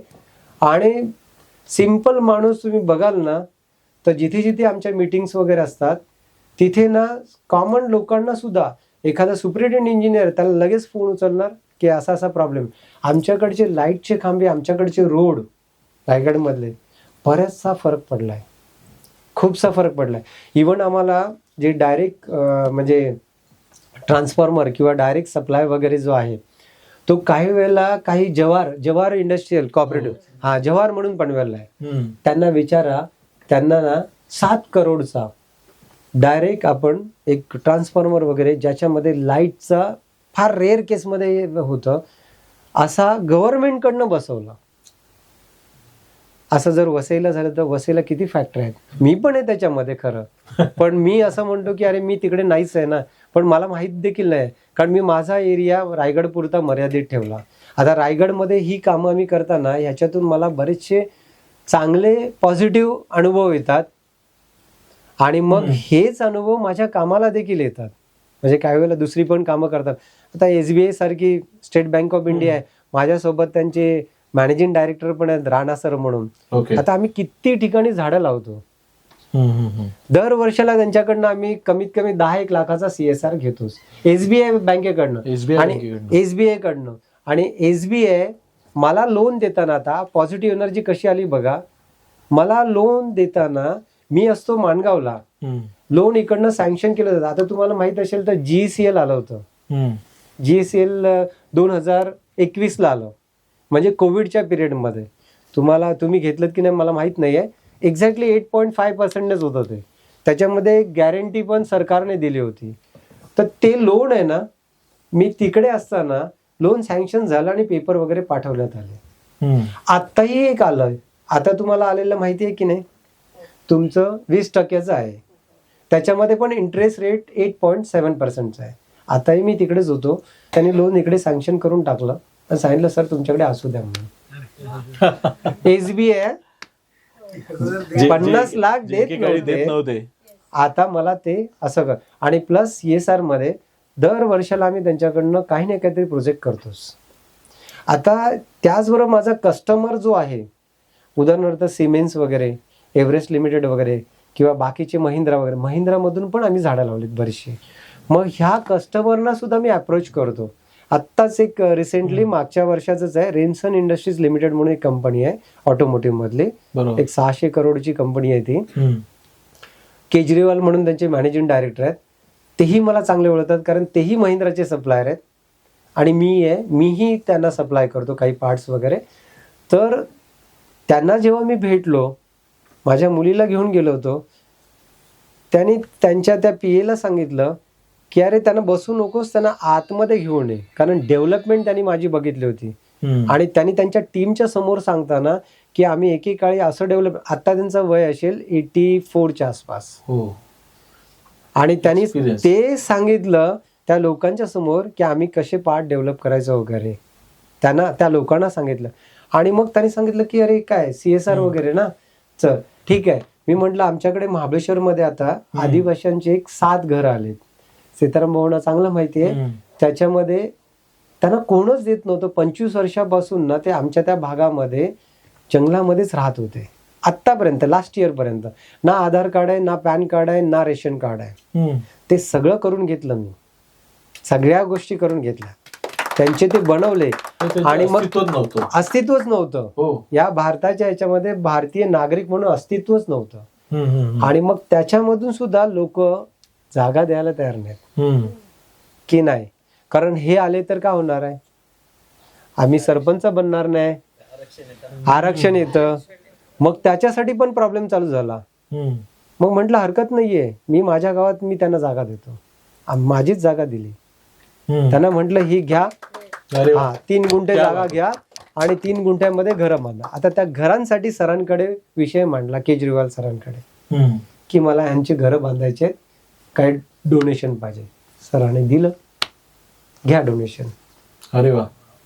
मग ते आता त्यांची घरं बहुतेक ऑक्टोबरपर्यंत कम्प्लीट होईल. म्हणजे ह्याही गोष्टी ज्या आहेत, पण कस्टमर बरोबर आपला अप्रोच हा पॉझिटिव्ह ठेवला, एथिकली ठेवला, आणि आपण एथिक्स मांडले की माझे हे बेस व्हॅल्यूज आहेत, हे असेच राहणार आहेत. भले मला तुम्ही सांगितलं की मला हे प्रोडक्ट पाहिजे, ही ड्रॉइंग आहे, हे टेक्निकल स्पेसिफिकेशन आहे, मी तसंच देणार, त्याच्यामध्ये मी खाली काही करणार नाही. तुम्ही म्हणाल मला गोल्ड द्या, तर मी गोल्ड नाही देणार आहे, बिझनेसमॅन आहे. पण कधी सोशलाइज झालं, कधी वाटलं की हे प्रोडक्ट कुठच्या तरी अशा व्यक्तीकडे जाते किंवा तिथे सोशल कॉज आहे काहीतरी. माझंच याच्यातलं उदाहरण घ्यायचं झालं तर महिंद्राचं मी तुम्हाला उदाहरण सांगेन. शक्तिमान ट्रॅक्टर आमच्याकडे ज्या वेळेला आला त्यावेळेला त्यांचं पण एक प्रोडक्ट होतं सिमिलर टू महिंद्रा. शक्तिमानचं प्रोडक्ट डेव्हलप करण्यासाठी आम्ही लोकांनी एक मशीन घेतली, ब्लास्टिंग मशीन. सगळ्यांना कोणाला माहित असेल की ते मेटलला आपण मेटलला आपण प्रिपरेशन करतो, ऍस्थेटिक लुक्स किंवा त्याचं बॉन्डिंग चांगलं व्हावं म्हणून आपण ते ब्लास्टिंग मशीन, आम्ही ब्लास्टिंग मशीन 18 लाखाचं घेतलं. ते कोणासाठी? शक्तिमान ट्रॅक्टरसाठी. महिंद्राने ती प्रोसेस स्किप केलेली, आम्हाला ऑफिशियली मेल होतं सुरुवातीच्या काळामधला. त्याची कॉस्टिंग होती काहीतरी 70 रुपयाची. महिंद्राने सांगितलं की आम्हाला नको आहे, माझा कस्टमर एवढे पैसे देणार नाहीये, आणि माझ्याकडे ती प्रोसेस नव्हती, त्यामुळे मी त्यांची तशीच प्रोसेस ठेवली होती. पण ज्या वेळेला शक्तिमान आलं, शक्तिमानने मला त्या प्रोसेसचे 110 रुपये दिले त्या प्रोसेसवर, फक्त तेवढी त्या प्रोसेसची कॉस्ट. बाकी रॉ मटेरियल बाकीचं सगळं वेगळं. मग मी महिंद्राला जस्ट एक मेल ड्रॉप केलं, महिंद्राला मेल ड्रॉप केलं की असं आहे, मला तुमचे पैसे वाढवून नको आहेत. हा वापरणार कोण आहे? शेतकरी, ट्रॅक्टर आहे. म्हणजे एंड युजर कोण आहे? माझ्यासाठी शेतकरी आहे. मी माझ्याकडनं देतो म्हणून महिंद्राला मेल टाकलं, आणि मी ती प्रोसेस ज्या दिवशी शक्तिमान ट्रॅक्टरला चालू केली ना, सेम डेला मी महिंद्राला चालू केली. महिंद्राने 3 महिन्यानंतर माझी ती प्राइस इन्क्रीज करून दिली. अरे वा. म्हणजे तुम्ही आता विचार करा की आपण सोशल कॉज करायला गेलो आणि शेवटी त्याचं तुम्हाला रिझल्ट बेनिफिट मिळालाच. म्हणजे तुम्हाला कुठून ना कुठून तरी त्याचं बेनिफिट मिळतच. नफा तोटा हा होत, हा कुठेतरी मोजला जात असतो. करेक्ट. सर, एक शेवटचा प्रश्न आहे आता आपल्या याच्यातला, आणि त्यानंतर मित्रांनो तुम्हाला पण देखील प्रश्न विचारण्याचा हे आहे, तर तुम्ही तुमचे प्रश्न तयार ठेवा. म्हणजे आपण हा शेवटचा प्रश्न घेऊ आणि मग त्यानंतर तुमच्याकडचे प्रश्नांची उत्तरं सर देतील. सर मला एक विचारायचं होतं की तुमचा आता जो व्यावसायिक जीवन आहे त्यातलं असं कोणतं तत्व आहे की जे आम्ही पुढील 12 महिने जर पाळलं, त्याप्रमाणे आम्ही वागलो, तर तो आमच्या आयुष्यात सकारात्मक बदल घडेल, असं एखादं तत्व और सिक्रेट तुम्ही आम्हाला सांगू इच्छिता? मला वाटतं मी माझ्या बऱ्याचशा पॉइंट मध्ये भरपूर तुम्हाला point सिक्रेट सांगितले. केलं, म्हणजे सिक्रेट Yes. काय आहे किंवा इतर गोष्टी वगैरे. पण तरी सुद्धा मी म्हंटल की सुरुवातीच्या पिरियड मध्ये जर आपल्याला एखादी गोष्ट करायची आहे तर आपण ते प्लॅनिंग असणं जास्त महत्वाचं आहे. सायमल्टेनियसली आपली फॅमिली पण तेवढीच इम्पॉर्टंट आहे, म्हणजे फॅमिलीलाही वेळ देणं. अर्थात पूर्वी आमच्याकडे फ्रायडेला सुट्टी होती वसईला, कारण पॉवर नसायची. हा, त्यावेळेला एक तुम्हाला एक 4 तास किंवा 5 तास वगैरे हे फॅमिली बरोबर सुट्टीच्या दिवशी वगैरे देणं हे असायलाच पाहिजे. आणि खूप स्ट्रेस घेऊन करणं चुकीचं आहे. स्ट्रेस घ्याल तर त्याला काही मिनिंग नाहीये. एक्सलंट. म्हणजे काम असं व्हायला पाहिजे ना, काम फोकस व्हायला पाहिजे आणि त्याच्यामधलं लगन तर पाहिजेच पाहिजे. पण ते कसं असायला पाहिजे, अनालिसिस बेसिसवरती.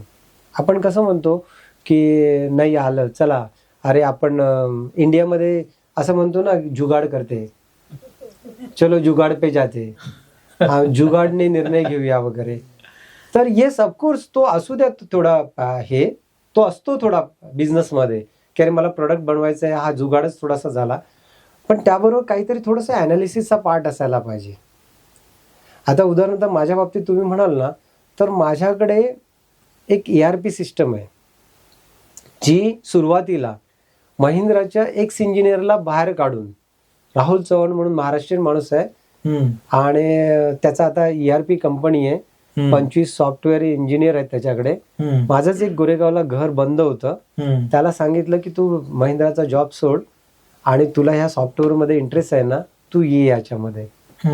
मग सुरुवातीच्या आमच्या पिरियडमध्ये आम्ही तो ERP अनालिसिस वरती काम करायला सुरुवात केली.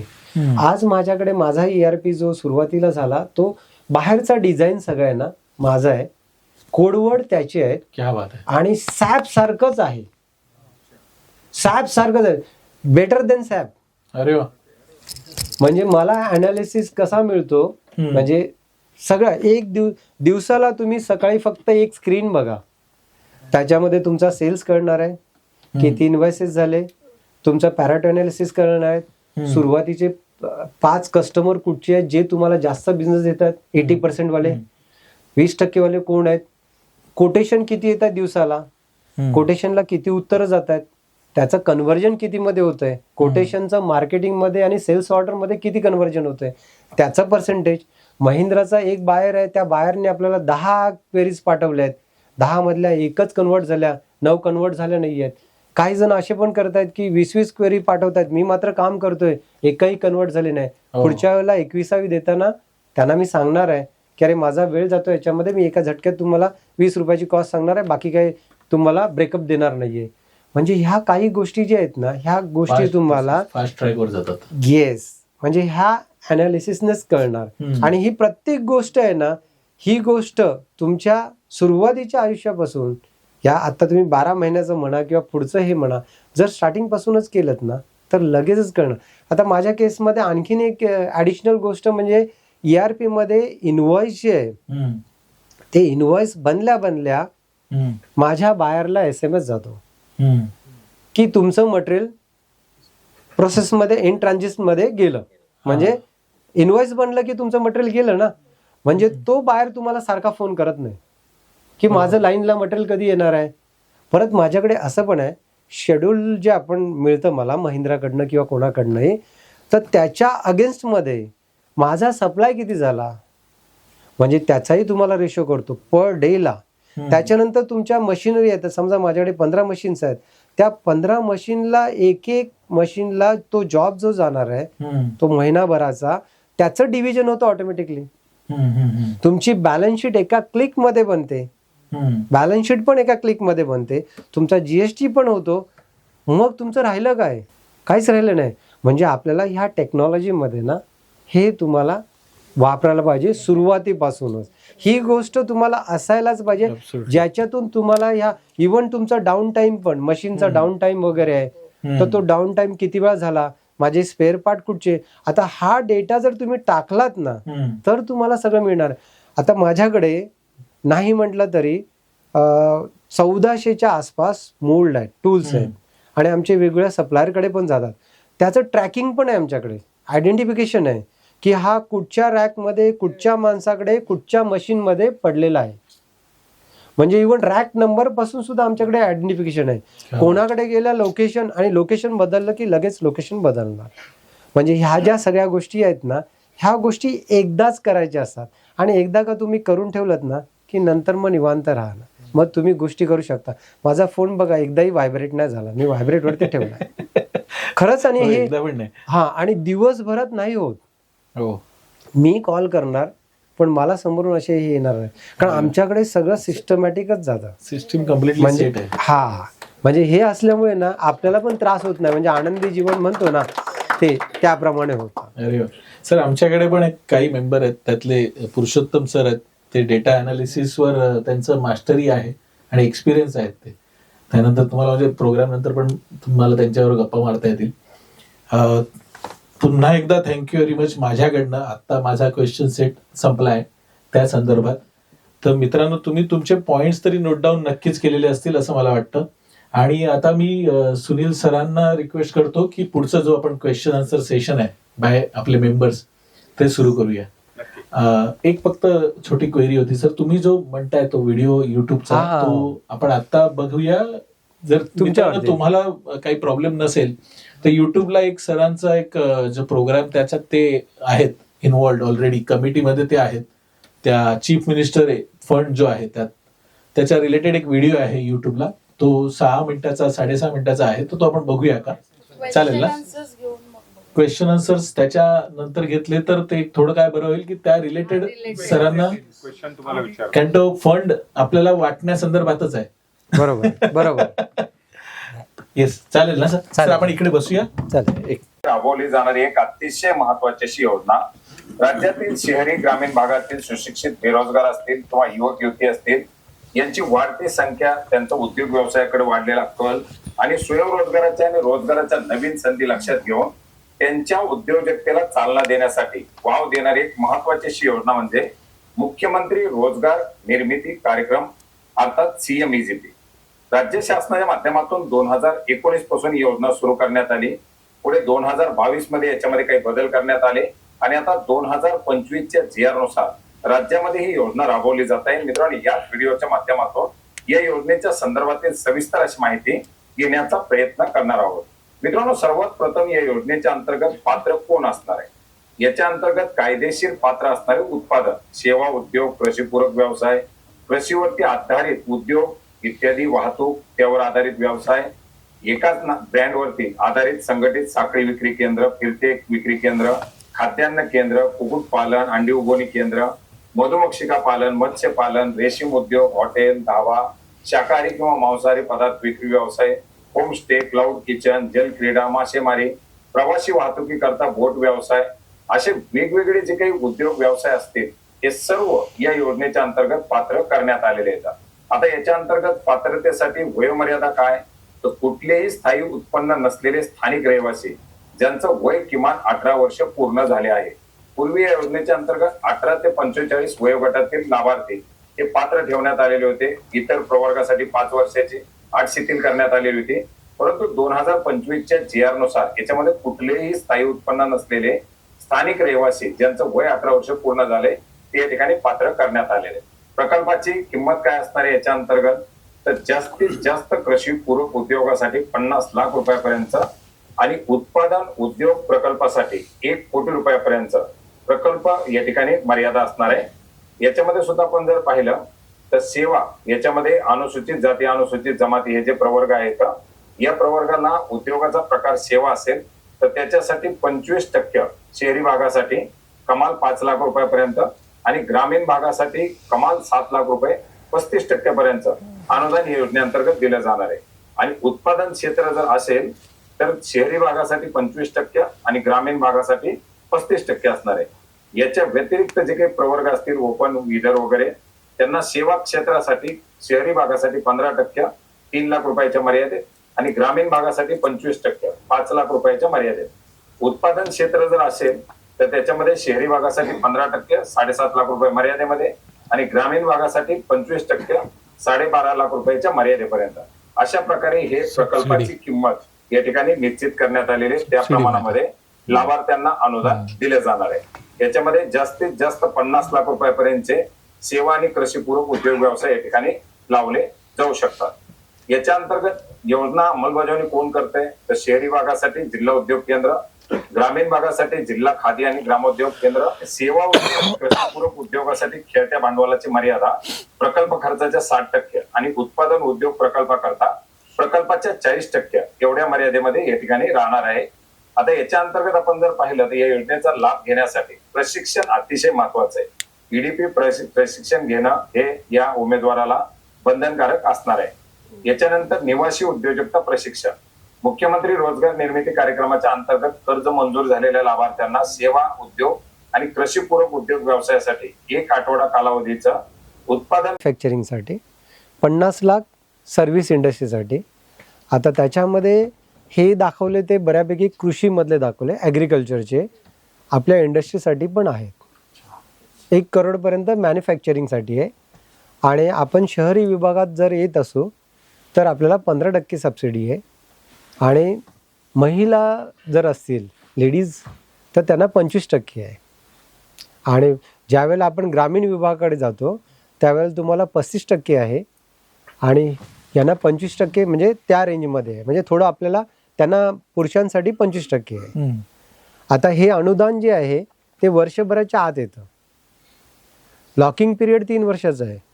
पण ज्यावेळेला आपण 50 लाख घेतले, पण 50 लाखावरती सर्व्हिस इंडस्ट्री आहे, 50 लाख घेतले तर 50 लाखावरती आपल्याला 20 लाखावरतीच तुम्हाला सबसिडी मिळणार आहे. 50 लाखावरती सबसिडी नाही मिळणार. सर्व्हिस इंडस्ट्री करता 20 लाखावरतीच मिळणार आहे. मग ती 7.5 लाख असेल, 35% असेल किंवा 25% असेल, त्या रेंजमध्ये असेल. आणि हा येणारं जे पेमेंट आहे म्हणजे सरकारकडनं ते इमिजिएटली 6 महिन्याच्या आत येतं. आल्यानंतर ते बँकेमध्ये एक वेगळं अकाउंट पार्किंग अकाउंटमध्ये जातं. पार्किंग अकाउंटमधून मग तुमचा जो करंट अकाउंट आहे किंवा टर्म लोन अकाउंट आहे त्याच्याशी कनेक्टेड करून ते 3 वर्षाकरता 0 इंटरेस्टने तुमच्याच नावाने ठेवलं जातं. तुमच्याच नावाने. त्याचं एकच रिझन की बऱ्याच लोकांनी याचा गैरफायदा घेतला. सुरुवातीच्या काळात केलं वगैरे आणि मग ते सबसिडी मिळाली की तो त्यांचा धंदा बंद केला. तर आता म्हणून सरकारने 3 वर्षाचं ते वेगळं ठेवलं आहे. ह्याची प्रोसेस अशी आहे की तुम्ही ऑनलाईन ॲप्लिकेशन केलात की आमची एक डिस्ट्रिक्ट, जसं आता DIC तुम्हाला म्हटलं जिल्हा उद्योग केंद्र, तर आमच्याकडे डिस्ट्रिक्ट टास्क फोर्स म्हणून कमिटी असते ज्याच्यामध्ये आम्ही 11 मेंबर असतो. एक बाहेरचा असतो जसा मला नॉमिनेट केला गेला आहे आणि 10 गव्हर्नमेंटचे असतात. त्याच्यामध्ये अध्यक्ष कलेक्टर सर असतात. मग दोघांच्या साईनने ते प्रपोजल बँकेकडे वळता केलं जातं. म्हणजे 15 दिवसानंतर किंवा महिन्यातनं आमची एक मीटिंग असते. त्या मीटिंगला हे सगळे प्रपोजल येतात, 10-15 जे काय पूर्ण. आता मी रायगड डिस्ट्रिक्टसाठी आहे तर जेवढे प्रपोजल येणार ते प्रपोजल येणार. आम्ही मात्र सँक्शन करून पाठवतो.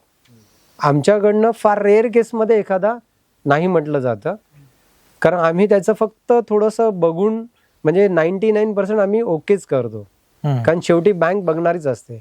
आता ह्याच्यामध्ये बँक काही वेळेला त्रास देते, बँकेमध्ये गेल्यानंतर बँक त्रास देते, पण आमचे नॉर्म्स ठरलेले आहेत. आम्ही FIR केले एका बँकेवरती रायगडमधल्या. आतापर्यंत तुम्ही ऐकलं नसेल की बँकेवरती FIR कोणी करेल का. तर आम्ही आमचं का ते आलं तर त्या बँकेने, कॉपरेटिव्ह बँक होती आणि त्या बँकेने म्हणजे जी समोरची व्यक्ती होती ती क्रायटेरियामध्ये कम्प्लिटली ओके होती आणि 40 लाखाचं लोन होतं आणि त्याच्यामध्ये ITRचं कंपल्शन केलं होतं. पण ह्याच्यामध्ये तुम्हाला ITR, बॅलन्स शीट काहीच द्यायची नाही आहे, मॉर्गेज पण नाही आहे. म्हणजे तुम्हाला काही घाण देणं ठेवणं वगैरे असा काही प्रकार नाही. पण बँक काय बघते,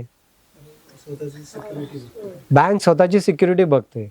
पण ज्या वेळेला आमच्याकडे तो विषय येतो, म्हणजे ज्यांना, म्हणून प्रत्येक माणसाला ना, आपण जो धंदा करतो ना त्याच्यामधले गव्हर्नमेंटचे रूल्स अँड रेग्युलेशन माहीत असणं खूप गरजेचं आहे.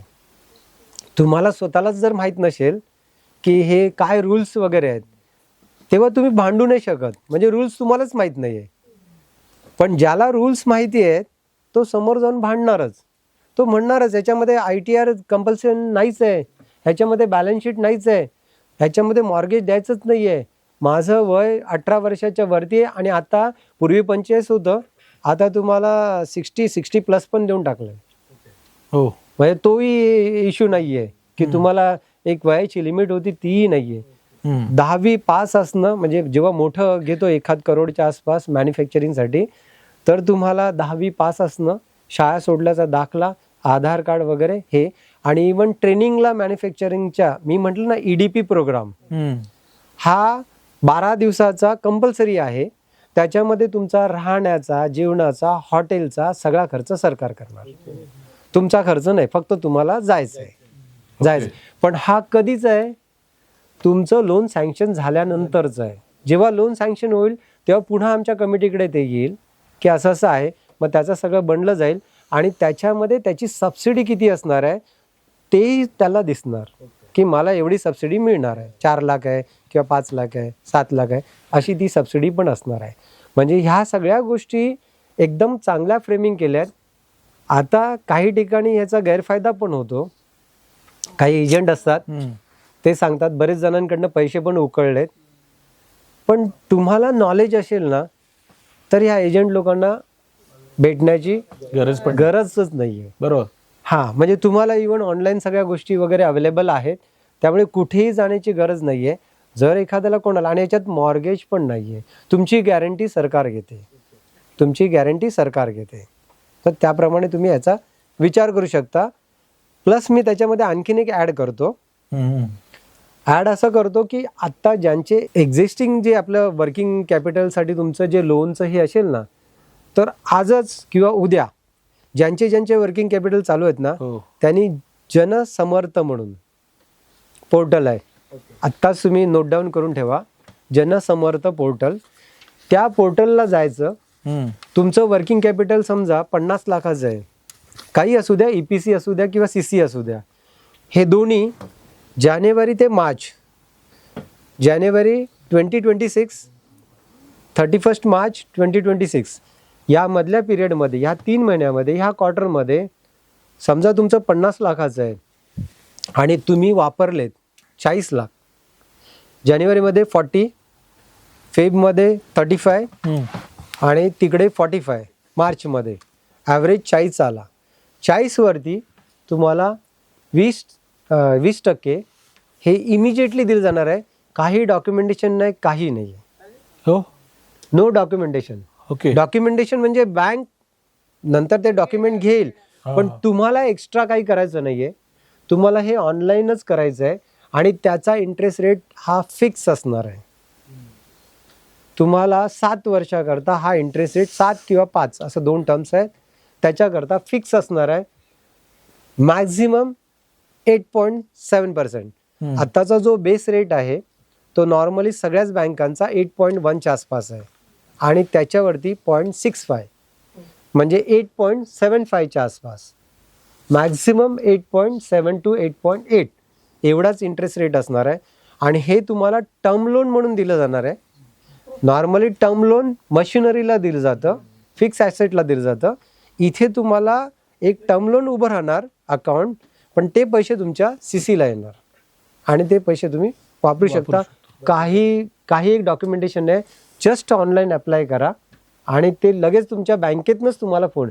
हे बँका सांगत नाही, कुठची बँक सांगणार नाही की मला तुम्ही घ्या म्हणून. आणि हे कंपल्शन आहे, कंपल्शन आहे, बँकेला देणं कंपल्सरी आहे. तुम्ही अप्लाय केलं ना, तिला देणं गरजेचंच आहे. हा गव्हर्नमेंटचा नियम आहे. जसं कोविडमध्ये बघा GECL आलं, 2दा आलं, एकदा GECL आणि दुसरं GECL एक्सटेन्शन. सेम टाईपने हे आताचं युद्ध झालं ना, त्याच्यामुळे सरकारने सपोर्टिव्ह म्हणून हे आणलंय आणि हे रिसेंटली आहे. तर लवकरात लवकर ज्यांना कोणाला घ्यायचं असेल त्यांनी करून टाका. ऑनलाईन आहे, कुठेही जायचं नाही, काही नाही. तुमची बँक, तुमचा अकाउंट नंबर फक्त तुम्हाला टाकावा लागणार. मग त्याच्यानंतर एकदा का सबमिट झालं ना की बँकेला पण त्याचा मेल जाईल. तर हा एक त्याच्यामधला ऍडिशनल विषय. लिमिट आहे ना पण 50 लाख, त्यापेक्षा कमी वगैरे असेल तर 5 करोड असू द्या ना, आणि कमी असेल तर म्हणजे तरी त्याच्यावरती येणार CC ना. कमी असतील. ज्यांचे 10 लाख आहेत आणि तुम्हाला वाटतं की मला 2 लाख पाहिजेत, 20% पाहिजेत, चालेल ना. ऍव्हरेज नाही, तुमचं सँक्शन किती आहे. समजा सँक्शन 10 लाख आहे, बरोबर आहे, आणि मग 10 लाखाचे तुम्ही किती वापरले, जानेवारीमध्ये, फेबमध्ये किती वापरले, मार्चमध्ये किती वापरले, त्याचा ऍव्हरेज जो आला ना, त्या ऍव्हरेजच्या 20%. आता सहसा सीसी आपण घेतो तर 100% जवळपास पूर्ण होतो. मग आता माझ्यासारख्यालाच माझा सीसी आणि ईपीसी. आणि दुसरी गोष्ट, जे कोणी एक्सपोर्ट करत असतील ना त्यांना ईपीसी अकाउंट असणं फार गरजेचं आहे. आणि ईपीसी अकाउंटचं तुम्हाला 5.5% इंटरेस्ट आहे. जसं माझ्याकडे आता ईपीसी माझ्याकडे 80 लाखाचं आहे आणि सीसी माझ्याकडे एक 50 लाखाचं आहे. मग मला दोघांचं मिळून आत्ता एक लोन सँक्शन झालं. तेच मी म्हटलं, मला पैशाची गरज होती, मी टाकून दिलं. काल अप्लाय केलं आणि आज त्या मॅडम काल संडेला हे केलं होतं. आज त्या SBI मॅनेजरचा फोन आला की सर तुमचं आमच्याकडे हे आलंय. मला वाटतं उद्या किंवा परवा देऊन टाकतील मला. अरे ओके. हे मी अप्लाय केला, पण हे अप्लाय करायचंय. आणि GACL होतं ना, ते अप्लाय करायचं नव्हतं, पण तो काळ गेला. आता हा डायरेक्ट तुम्हाला टाकायचा आहे. Jansamarth portal. Yes yes sir, मेंबर्सचे क्वेश्चन आन्सर्स घेऊया. सुनील सर माईक फिरू. आहेत का क्वेश्चन कोणाचे काही? Yes sir. Salil Gokarna sir. Sir पहिलाच प्रश्न म्हणजे जे CMR ही जी स्कीम आहे जी आपण दाखवली, ही एक्झिस्टिंग बिझनेस साठी पण आहे असं आपण करतोय की फक्त फ्रेश फक्त एक्सपान्शन साठी नाही आहे? एक्सपान्शन साठी नाही. सर मी एक फक्त सांगेन की तुम्ही तुमची पण ओळख करून द्या जेव्हा प्रश्न विचाराल ते. सलील गोकर्ण, मीरा भाईंदर चॅप्टर ऑफकोर्स राहते, पण आम्ही फूडमध्ये आहोत. ओके, फूड मॅन्युफॅक्चरिंगमध्ये, कन्व्हिनियन्स फूड. आम्ही सोलकडीची पेस्ट मिक्स मॅन्युफॅक्चर करतो. ओके. नमस्कार, माझं नाव संतोष गुरव. मी पिंक ड्रायफ्रूट माझ्या ब्रँडचं नाव आहे आणि मी ड्रायफ्रूट ट्रेडिंग करतो. तर तुम्ही जे आता लास्ट सांगितलं ना जनसमर्थ पोर्टल, ते जे पोर्टल आहे त्याचे जे बेनिफिट्स आहेत तर ते ट्रेडरला देखील ऍप्लिकेबल आहेत का? हो, तुमच्याकडे वर्किंग कॅपिटल आहे ना, घेतलेलं आहे ना, सगळ्यांसाठी आहे. सगळ्यांसाठी आहे. जनसमर्थवरती जाऊन तुम्हाला ते रजिस्टर करायचं आहे. माझं नाव विदेश पादरे, आम्ही स्प्रिंग्स बनवतो. मला विचारायचं, सगळ्या बँक देतात का फक्त गव्हर्नमेंट बँका देतात ते CC ते 25%? सगळ्या बँका कंपल्सरी आहे. हा गव्हर्नमेंटचं हे आहे, GR आहे, त्यामुळे सगळ्या बँकांना कंपल्सरी आहे. नमस्कार, मी दिलीप जानकर. आम्ही तुमच्या फॅक्टरीला लागणाऱ्या सर्व मशिनरीज बनवतो. आता रबर प्रॉडक्टमध्ये इंटरेस्ट आहे तर काय स्कोप आहे पुढे? रबर प्रोडक्टचा स्कोप जो आहे ना, हा कधीच न संपणार आहे. पॉलिमरमध्ये बघा, प्लास्टिक जो आहे म्हणजे त्याच्यामध्ये 3 कॅटेगरी येतात: इलास्टोमर, थर्मोप्लास्टिक आणि प्लास्टिक. आता प्लास्टिक हे टफन प्लास्टिक आहे आणि जे तुम्ही ग्लास ट्रान्झिशन पॉईंट म्हणजे TG वगैरे ह्या पॉईंटला कुठचंही प्लास्टिक सस्टेन होत नाही. इवन थर्मोप्लास्टिक हा कॅटेगरी जी आहे ती दोघांच्या मधली आहे, रबर आणि प्लास्टिकच्या मधली. ही कॅटेगरी पण एवढी सस्टेन नाही आहे. जसं थर्मोप्लास्टिकचं एक उदाहरण सॅन्टोप्रिन म्हणून. तर आता हे सॅन्टोप्रिनच्या पण काही ठराविक एक लिमिटेशन आहेत. पण रबरमध्ये काय माहितीये, रबर हा फ्लेक्झिबल पार्ट आहे. तुम्ही टायरला कधी रिप्लेस करू शकाल? कधीच नाही. तुम्ही सील जो आहे किंवा रबरची रिंग वगैरे आहे तर हे कधीच तुम्ही रिप्लेस करू शकणार नाही. प्लास्टिक आयटम किंवा दुसरा कुठचा आयटम तुम्ही टाकूच शकणार नाहीये. त्याच्यामध्ये रबरमध्ये बऱ्याच व्हरायटी येतील किंवा सिंथेटिक रबर वेगळे बनवले जातील, पण रबर हा रबरच असणार आहे. त्यामुळे पॉलिमर मधलं जे काही आहे ना ते ॲज इट इज. फक्त एवढंच आहे की आजच्या क्रूड ऑइलच्या हिशोबाने, क्रूड ऑइलच्या जेवढ्या प्राइजेस वाढत आहेत त्या हिशोबाने ती रबर इंडस्ट्री तेवढी वाढते, पॉलिमर इंडस्ट्री, सगळेच पॉलिमर इंडस्ट्रीज. तर तो एकच हे आहे, बाकी ह्याचा स्कोप सतत राहणारच आहे. धन्यवाद सर. काही प्रश्न असतील तर विचारू शकता. प्रश्न कोणाचे हा आहेत? येस. माझं नाव तुषार आहे. संजय तारी सर. माझा इंटिरियर आणि फॅब्रिकेशनचा बोललो. बिझनेस गेल्या 7 हे द्यायचं. वर्षापासून इंडस्ट्रीमध्ये त्याच्यानंतर जॉब conclude वगैरे करायचं. करून जवळजवळ आणि 20 thank you. वर्षाचा एक्सपिरियन्स आहे. बिझनेसमध्ये जवळजवळ देऊ? 8 वर्षापासून आहे. माझी फॅक्टरी वसईलाच आहे, भजनलाल डेअरीच्या मागे. तुम्ही कदाचित ऐकून असाल भजनलाल डेअरी, खूप फेमस डेअरी. माझ्या भावाचं पण तिकडेच आहे ना. एक देऊ गिफ्ट. कामांच्या अगोदरच घेऊ ना. सो माझा प्रश्न असा होता की तुम्ही आता जी मला स्कीम, ही जी स्कीम तुम्ही दाखवली ती नवीन बिझनेस स्टार्ट करण्यासाठी आहे. बरोबर आहे. एक्झिस्टिंग बिझनेसमनसाठी काही अशा महाराष्ट्र गव्हर्नमेंटच्या काही स्कीम्स किंवा सेंट्रल गव्हर्नमेंटच्या काही स्कीम्स ज्याच्यामध्ये आम्ही काही रिक्वायरमेंट टाकू शकतो, काही सबसिडीज आम्हाला मिळू शकत असतील, काही जसं तुम्हाला सुरुवातीला एक किकस्टार्ट गव्हर्नमेंट कडून तुम्हाला लँड अगदी नॉमिनल प्राइस वरती मिळाली. आता ती सिनॅरिओ असेल नसेल मला कल्पना नाहीये, बरोबर. पण I am just trying to take a chance की अशा काही स्कीम्स अजूनही आहेत का ज्या आम्हाला माहिती नाहीयेत आणि बरोबर. तुम्हाला त्याची काही कल्पना असेल. बरोबर. खूप चांगला प्रश्न आहे, खूप चांगला आहे. कारण माझ्याकडनं स्किप झाला होता. आपल्यासाठी टेक्नॉलॉजी अपग्रेडेशन ही अख्ख्या भारतामध्ये चालू आहे. टेक्नॉलॉजी अपग्रेडेशन तुम्ही ऑनलाईन बघू शकता. आणि त्याच्यामध्ये याच्यापूर्वी म्हणजे 2025 पर्यंत 15% सबसिडी होती. आता ती सबसिडी 25% झाली. म्हणजे तुमची ही फक्त मशीनशी रिलेटेड आहे. ही जी टेक्नॉलॉजी अपग्रेडेशनचं जी आहे म्हणजे तुम्ही टेक्नॉलॉजी तुमची अपग्रेड करताय. फॉर एक्झाम्पल ह्यांची हे हायड्रॉलिक प्रेस बनवतात. तर हायड्रॉलिकवरनं तुम्ही इंजेक्शनला जाता. म्हणजे इंजेक्शन ही लेटेस्ट टेक्नॉलॉजीची आहे. सरकारला काय बघायचं आहे की SME सेक्टर जो आहे तो इम्प्रूव्ड व्हायला पाहिजे. मग तो इम्प्रूव्ह होण्यासाठी त्यांना आपण काय द्यायला पाहिजे, कुठच्या ह्याच्यामध्ये हे करायला पाहिजे. तर सेंट्रल गव्हर्नमेंटची ही 25% सबसिडी आहे, ज्याच्यामध्ये क्लिअरली काहीच करायचं नाही, फक्त डॉक्युमेंटेशन द्यायचं आहे आणि ते पैसे येतातच येतात. आता हे पूर्वी आम्हाला 15% होते. माझ्या भावाने पण थोडे घेतले ना, आपण टाकले ना. मी तर सगळेच वापरले. मी तर 15च्या 15 पूर्ण केले त्याच वेळेला. आणि मला वाटतं हे माझं 2011-12च्या दरम्यान असेल काहीतरी. मी त्याच वेळेला लगेच ती घेऊन टाकले. म्हणजे थोडक्यात काय माहिती, आपल्याला अवेअरनेस पण असणं ना, हे पण तेवढंच महत्वाचं आहे. आता तुम्ही तो विषय काढलात म्हणून की हा 25%चा विषय जो आहे ना तो तुम्हाला इंडियामध्ये सगळीकडे भेटणार. म्हणजे तिथे तुम्हाला क्रायटेरिया काहीच नाही आहे. म्हणजे वुमन एंटरप्रिनर असायला पाहिजे किंवा मेल असायला पाहिजे असा काहीच प्रकार नाही आहे. किंवा तुमची प्रायव्हेट लिमिटेड प्रोप्रायटरशिप असं काहीच नाही. फक्त तुमची मशिनरी अपग्रेड केलेली असायला पाहिजे. बोला. आता मला याच्यावरतीच आणखीन एक पुढचा प्रश्न आहे. मी इंडस्ट्री स्पेसिफिक प्रश्न विचारतो. माझी इंडस्ट्री वुडन फॅब्रिकेशनची. ओके.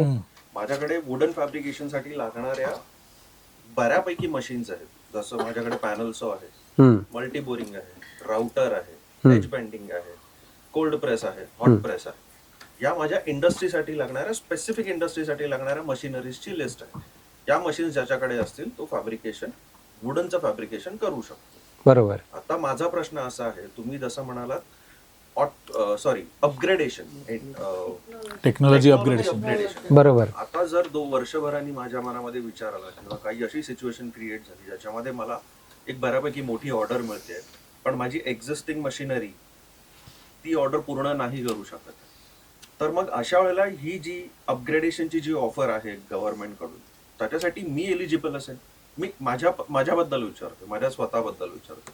सो जर माझं फॅब्रिकेशनचा सेटअप मला जर अपग्रेड करायचं असेल तर मी करू शकतो? येस, करू शकतो. पण त्याच्यामध्ये गव्हर्नमेंटने ऑलरेडी एक लिस्ट म्हणजे पब्लिश केलेली आहे. त्या लिस्टमध्ये जी मशिनरी असेल ना त्या मशिनरीला होणार. आणि त्याच्यामध्ये सगळ्याच इंडस्ट्री कव्हर झालेल्या आहेत. वुडन पासूनच्या सगळ्याच, फॅब्रिकेशन पासूनच्या सगळ्याच मशिनरी आहे. करीन जर कोणी कन्क्लुडेड पार्ट्स परफेक्टली लिहिलेले असतील, फॉर एक्झाम्पल तारी सर किंवा राजशेखर लिहित होते, तर तारी सर तुम्ही सांगू इच्छिता का? म्हणजे एक सर्वांना परत एकदा रिव्हिजन झाल्यासारखं होईल. येस सर, या ना. Most welcome.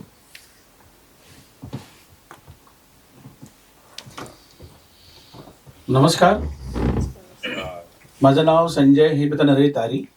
बाय प्रोफेशन मी एक वेल्थ मॅनेजर आहे. तुमचे पैसे दुप्पट तिप्पट 5पट 10पट कसे करायचे हा गेली 31 वर्षाचा माझा अनुभव आहे. सर तुमची जर्नी खूप आवडली. बऱ्याच गोष्टी समांतर होत्या आणि मला टच झाल्या त्या. कारण तुम्ही जेव्हा पहिले बोलले की तुमचे वडील MSRTC मध्ये होते, माझे पण वडील MSRTC मध्येच होते आणि तुम्ही पण 58 वर्षाचे आहात, मी पण 58 वर्षाचाच आहे. तुमच्या कंपनीचं नाव जेसन तुम्ही ठेवलेलं, उलटा केलं तर संजय होतं. हो. मी पण कधीतरी विचार केलेला की माझ्या कंपनीचं नाव उलटं करायचं, संजयऐवजी जेसन ठेवायचं. सर तुमचा प्रवास खूप छान होता. आत्ताच एक महिन्यापूर्वी ना आमचं मित्रांमध्ये असं डिबेट चाललं होतं. माझ्या मित्राच्या मुलाला इंजिनिअरिंगला जायचं होतं, तर कुठचं निवडायचं, तर शेवटी असं ठरलं मेकॅनिकल इंजिनिअरिंगला जायचं. सो त्याला त्या दिशेने त्याला आता सुरुवात केलेली आहे. सो तेव्हा असं 3-4 लोकांना जेव्हा भेटलं तेव्हा कळलं की मेकॅनिकल इंजिनिअरिंगला खूप स्कोप आहे पुढे जाऊन, आणि ते तुमच्या बोलण्यामधनं पण आम्हाला जाणवलं. ते त्यांचा प्रवास फार छान होता. त्यांना जेव्हा MIDC मधनं पहिला तुम्हाला प्लॉट जो मिळाला, त्यांना प्लॉट तर मिळाला होता पण त्याच्याकडे पैसे नव्हते. पण त्यांनी धीर नाही सोडला. त्यांना जे पुढे करायचं होतं त्यामुळे जाधव साहेबांनी अप्रोच केलं. त्याचे जे देसाई कोण मित्र होते, SBIला पण अप्रोच केलेलं. SBIने पहिले त्यांना नाही म्हटलं होतं, म्हणजे प्रोसेसमध्ये ठेवलं होतं. पण कधी कधी असतात ना आपले मित्र जे असतात ना, कधी आपल्या कामाला येतात. पण एक चांगला मित्र पण आपल्याला नेहमी असावा, जसं मी आणि सुनील आहे किंवा शेखर आहे वगैरे सगळे असे. तर तो मित्र कधी ना कधी एक सकाळ चांगला कामाला येतो. त्याचा देसाई नावाच्या मित्राने त्यांना 50 लाखाची मदत केली होती. आणि पण त्यांचं एक विजन क्लिअर होतं की त्यांना पार्टनरशिपमध्ये जायचं नाहीये किंवा काही त्याला डायरेक्टर म्हणून घ्यायचं नाहीये. येस, त्यांनी नुसते पैसे घेतले नाही, पण त्याच्यावरती ते इंटरेस्ट देण्यासाठी पण तयार झालेले होते आणि साधारण 12% आणि ते इंटरेस्टने त्यांना पैसे दिले. आणि जेव्हा 7-8 महिन्यांनी जेव्हा SBIने त्यांचं लोन सँक्शन केलं त्यांना त्यांनी ताबडतोब ते देसाईंचे पैसे पण परत पण केले. म्हणजे त्यांचं एक क्लिअर होतं की मी कोणाचाही पैसा डुबवणार नाही लोन घेतल्यानंतर. सर अजून तुमच्या गोष्टी आवडल्या की तुम्ही तुमच्या बर्थडेला 31 डिसेंबरला आम्ही सकाळमध्ये सेलिब्रेशनची पार्टीची सुरुवात करतो 8 वाजल्यापासून. क्वार्टरमध्ये जर क्वार्टरला जाता आम्ही क्वार्टरचा विचार करतो. ती तुमची सहल आम्हाला खूप आवडली की त्यांनी 29 वेळा ब्लड डोनेशन केलं आणि तुमच्या मिसेसने 19 वेळा. That's hats off to you. आम्ही कॉलेजच्या टायमामध्ये तेवढा नाही केलंय मी 15-16 वेळेला केलं असणार. पण एक चांगली आहे सवय ती, म्हणजे ब्लड डोनेशन आपण पण करायला पाहिजे. किती लोक ब्लड डोनेशन करतात इकडे? सर्वच. आता सध्या मी जातो पण माझं ब्लड घेतलं जात नाही कारण शुगर डिटेक्ट झालेलं आहे. आणि शाळेच्या आठवणी त्यांनी नेहमी ताज्या ठेवल्या. आता तातेसाहेब असतात प्रत्येक क्वार्टरला ते जातात. त्यांच्या मित्रांबरोबर जे 5 मित्र आहेत ते 2 दिवस त्या शाळेमध्ये ते मुलांना शिकवतात आणि त्याच्यानंतर मग त्याचं स्टॅटिस्टिक्स पण करतात. 2 दिवसामध्ये मुलांना काय मिळालं काय नाही. आणि खरंच त्यांचा जो हा उपक्रम आहे फार सुंदर आहे. मी फर्स्ट टाइम माझ्या लाईफमध्ये मी असा उपक्रम बघितला की जिकडे जे इतके चांगले आज या एवढ्या हुद्द्यावरती आहेत तरी पण ते वेळ काढून जातात. Thank you sir. ऍब्सोल्युटली. आणखीन sir PDAC plan do act and check आणि ना एक 7 हॅबिट्स मध्ये ना त्यांनी 7 हॅबिट्स ऑफ सक्सेसफुल पर्सन मध्ये त्यांची एक चांगली सवय आहे. ते मॉर्निंगला डायरीमध्ये टू डू ची लिस्ट ते नेहमी सकाळची करतात आणि इव्हनिंगला त्या लिस्टमध्ये त्यांनी काय काय केलेलं आहे म्हणजे ते सकाळी आणि एक डिसिप्लिन मध्ये सकाळी 8 वाजता ते ऑफिसमध्ये पोहोचतात. Um right? आता नाही, आपण किती पोहोचतो? आता नाही, आता सोशल वर्क. येस, आता 58 योगी होत चालले. येस, तो एक आवडला आपल्याला पॉईंट. आणि बाकी असे काही पॉइंट्स आहेत त्यांना बरेचसे अवॉर्ड पण मिळालेले आहेत चांगले चांगले. आणि आणखीन काय त्यांनी इन्व्हेस्टमेंट पण बद्दल सांगितलं, माझा आवडता विषय आहे. म्हणजे चांगल्या अशा ठिकाणी इन्व्हेस्टमेंट करा. LIC म्हटलं त्यांनी, PPF वगैरे म्हटलं. सो तुम्हाला सर्वांना एक बोध घेण्यासारखं आहे हा. नंतर मला भेटा, ज्यांचे इन्व्हेस्टमेंट नसतील तर मी त्यांना हेल्प करीन. सो मला वाटतं मी स्पोर्ट्समॅनशिप बरंचसं त्यांनी सांगितलं. आणि लास्ट जाता जाता काय म्हणतात ना, ते केक वरचं ते आयझिंग असतं ना, त्यांनी ती जी स्कीम सांगितली चेरी ऑन द केक, तर ते त्यांनी चांगलं तुम्हाला एक जाता जाता दिलं एक चांगलं, की गव्हर्नमेंटच्या स्कीम्स मला तुम्हाला काय काय मिळू शकतं. जर तुम्ही उद्योजक आहात तर तुमच्या सीसीचा काय प्रॉब्लेम असेल आपण सर्व तो पण सर्वजण आपण त्याचा उपयोग करून घेऊ शकतो. Absolutely. So thank you very much. I think मी बऱ्यापैकी प्रयत्न केला माझ्यातर्फे. Absolutely. Thank you sir. Thank you sir. Yes, thank you. बद्दल पण सांगितलं, ERP बद्दल सांगितलं, ते पण एक चांगलं सांगितलं. Yes yes yes. Thank you sir. Thank you तारी सर. खूप छान इनपुट्स दिलेत. सर खरंच आम्ही तुमचे खूप खूप आभारी आहोत. तुम्ही वेळात वेळ काढून इकडे उपस्थित राहिलात, आम्हाला मार्गदर्शन केलं. आपल्या अनुभवातून, संघर्षातून आणि यशाच्या प्रवासातून आम्हाला फक्त व्यवसायाचे नाही तर जीवन जगण्याचेही धडे मिळालेले आहेत. आपले विचार, मार्गदर्शन, सकारात्मक ऊर्जा सर्व व्यावसायिकांसाठी नक्कीच प्रेरणादायी ठरेल. आपण दिलेला प्रत्येक सल्ला आम्ही कृतीत आणायचा प्रयत्न करू, नक्कीच प्रयत्न करू. आपल्या मार्गदर्शनातून स्वतःमध्ये व आपल्या व्यवसायात सकारात्मक बदल घडवण्याचा नक्कीच आम्ही प्रयत्न करू. पुन्हा एकदा सर खूप खूप आभारी आहोत. सर आमच्याबद्दल म्हणजे सगळ्यांबद्दल सांगायचं राहिलं मगाशी, की आम्ही एक सॅटर्डे क्लब ग्लोबल ट्रस्ट म्हणून महाराष्ट्र, म्हणजे आता महाराष्ट्राच्या बाहेर सुद्धा गेली आहे ती, दुबईला सुद्धा चॅप्टर आहेत आपले. सो सगळे आम्ही मराठी एंटरप्रेनर आहोत, म्हणजे सगळे मराठी माणसं आणि I think maximum first generation entrepreneur आहेत. सो त्यासाठी आम्ही हे करत असतो का, तर तुमचं नॉलेज घेऊन, म्हणजे आमचे एक मेंटॉर आहेत सॅटर्डे क्लब मधले विनीश सर, तर ते म्हणतात तुम्ही एक्सपिरियन्स घ्यायला गेलात, म्हणजे आता आम्ही दोघं जर घ्यायला गेलो तर तुमच्या एवढं म्हणजे आम्हाला 58व्या वर्षापर्यंत करावं लागणार. सो आता आम्ही तुमचा एक्सपिरियन्स कमी वयात घेतलाय, मे बी तुमच्या वेळेपर्यंत आम्ही अजून काय चांगलं करू शकू, अचीव्ह करू शकू. त्यासाठी आमचे सगळे प्रयत्न असतात.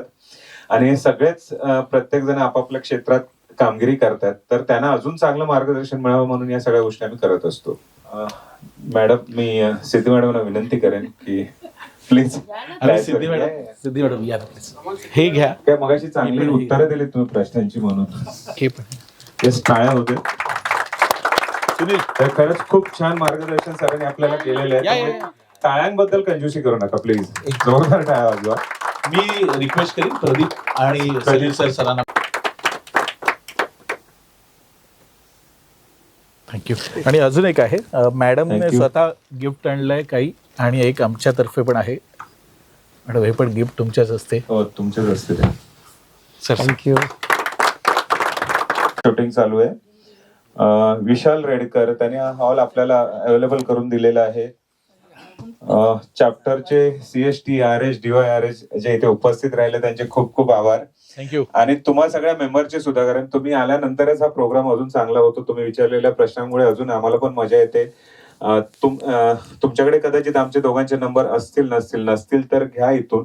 हे यासाठी की तुमचे सजेशन्स पाठवलेत तर बरं होईल, म्हणजे आम्ही कोणाला आणायचं, कोण गेस्ट असला पाहिजे, परत काय प्रश्न विचारले गेले पाहिजेत. कारण आता आम्ही काय करतोय की सरांशी डिस्कस करून किंवा आम्हाला जे वाटतंय त्या हिशोबाने आम्ही ते क्वेश्चन्स घेतोय. ते कदाचित सगळ्या प्रश्न उत्तरामध्ये तुमचे प्रश्न सॉल्व्ह होत नसतील, काही प्रश्न पेंडिंग राहत असतील तुमचेही, तर तुम्ही आम्हाला थोडंसं ते सजेशन्स पाठवा की कोणते क्वेश्चन्स असले पाहिजे. सो नेक्स्ट टाइम आपण तसे करत जाऊ.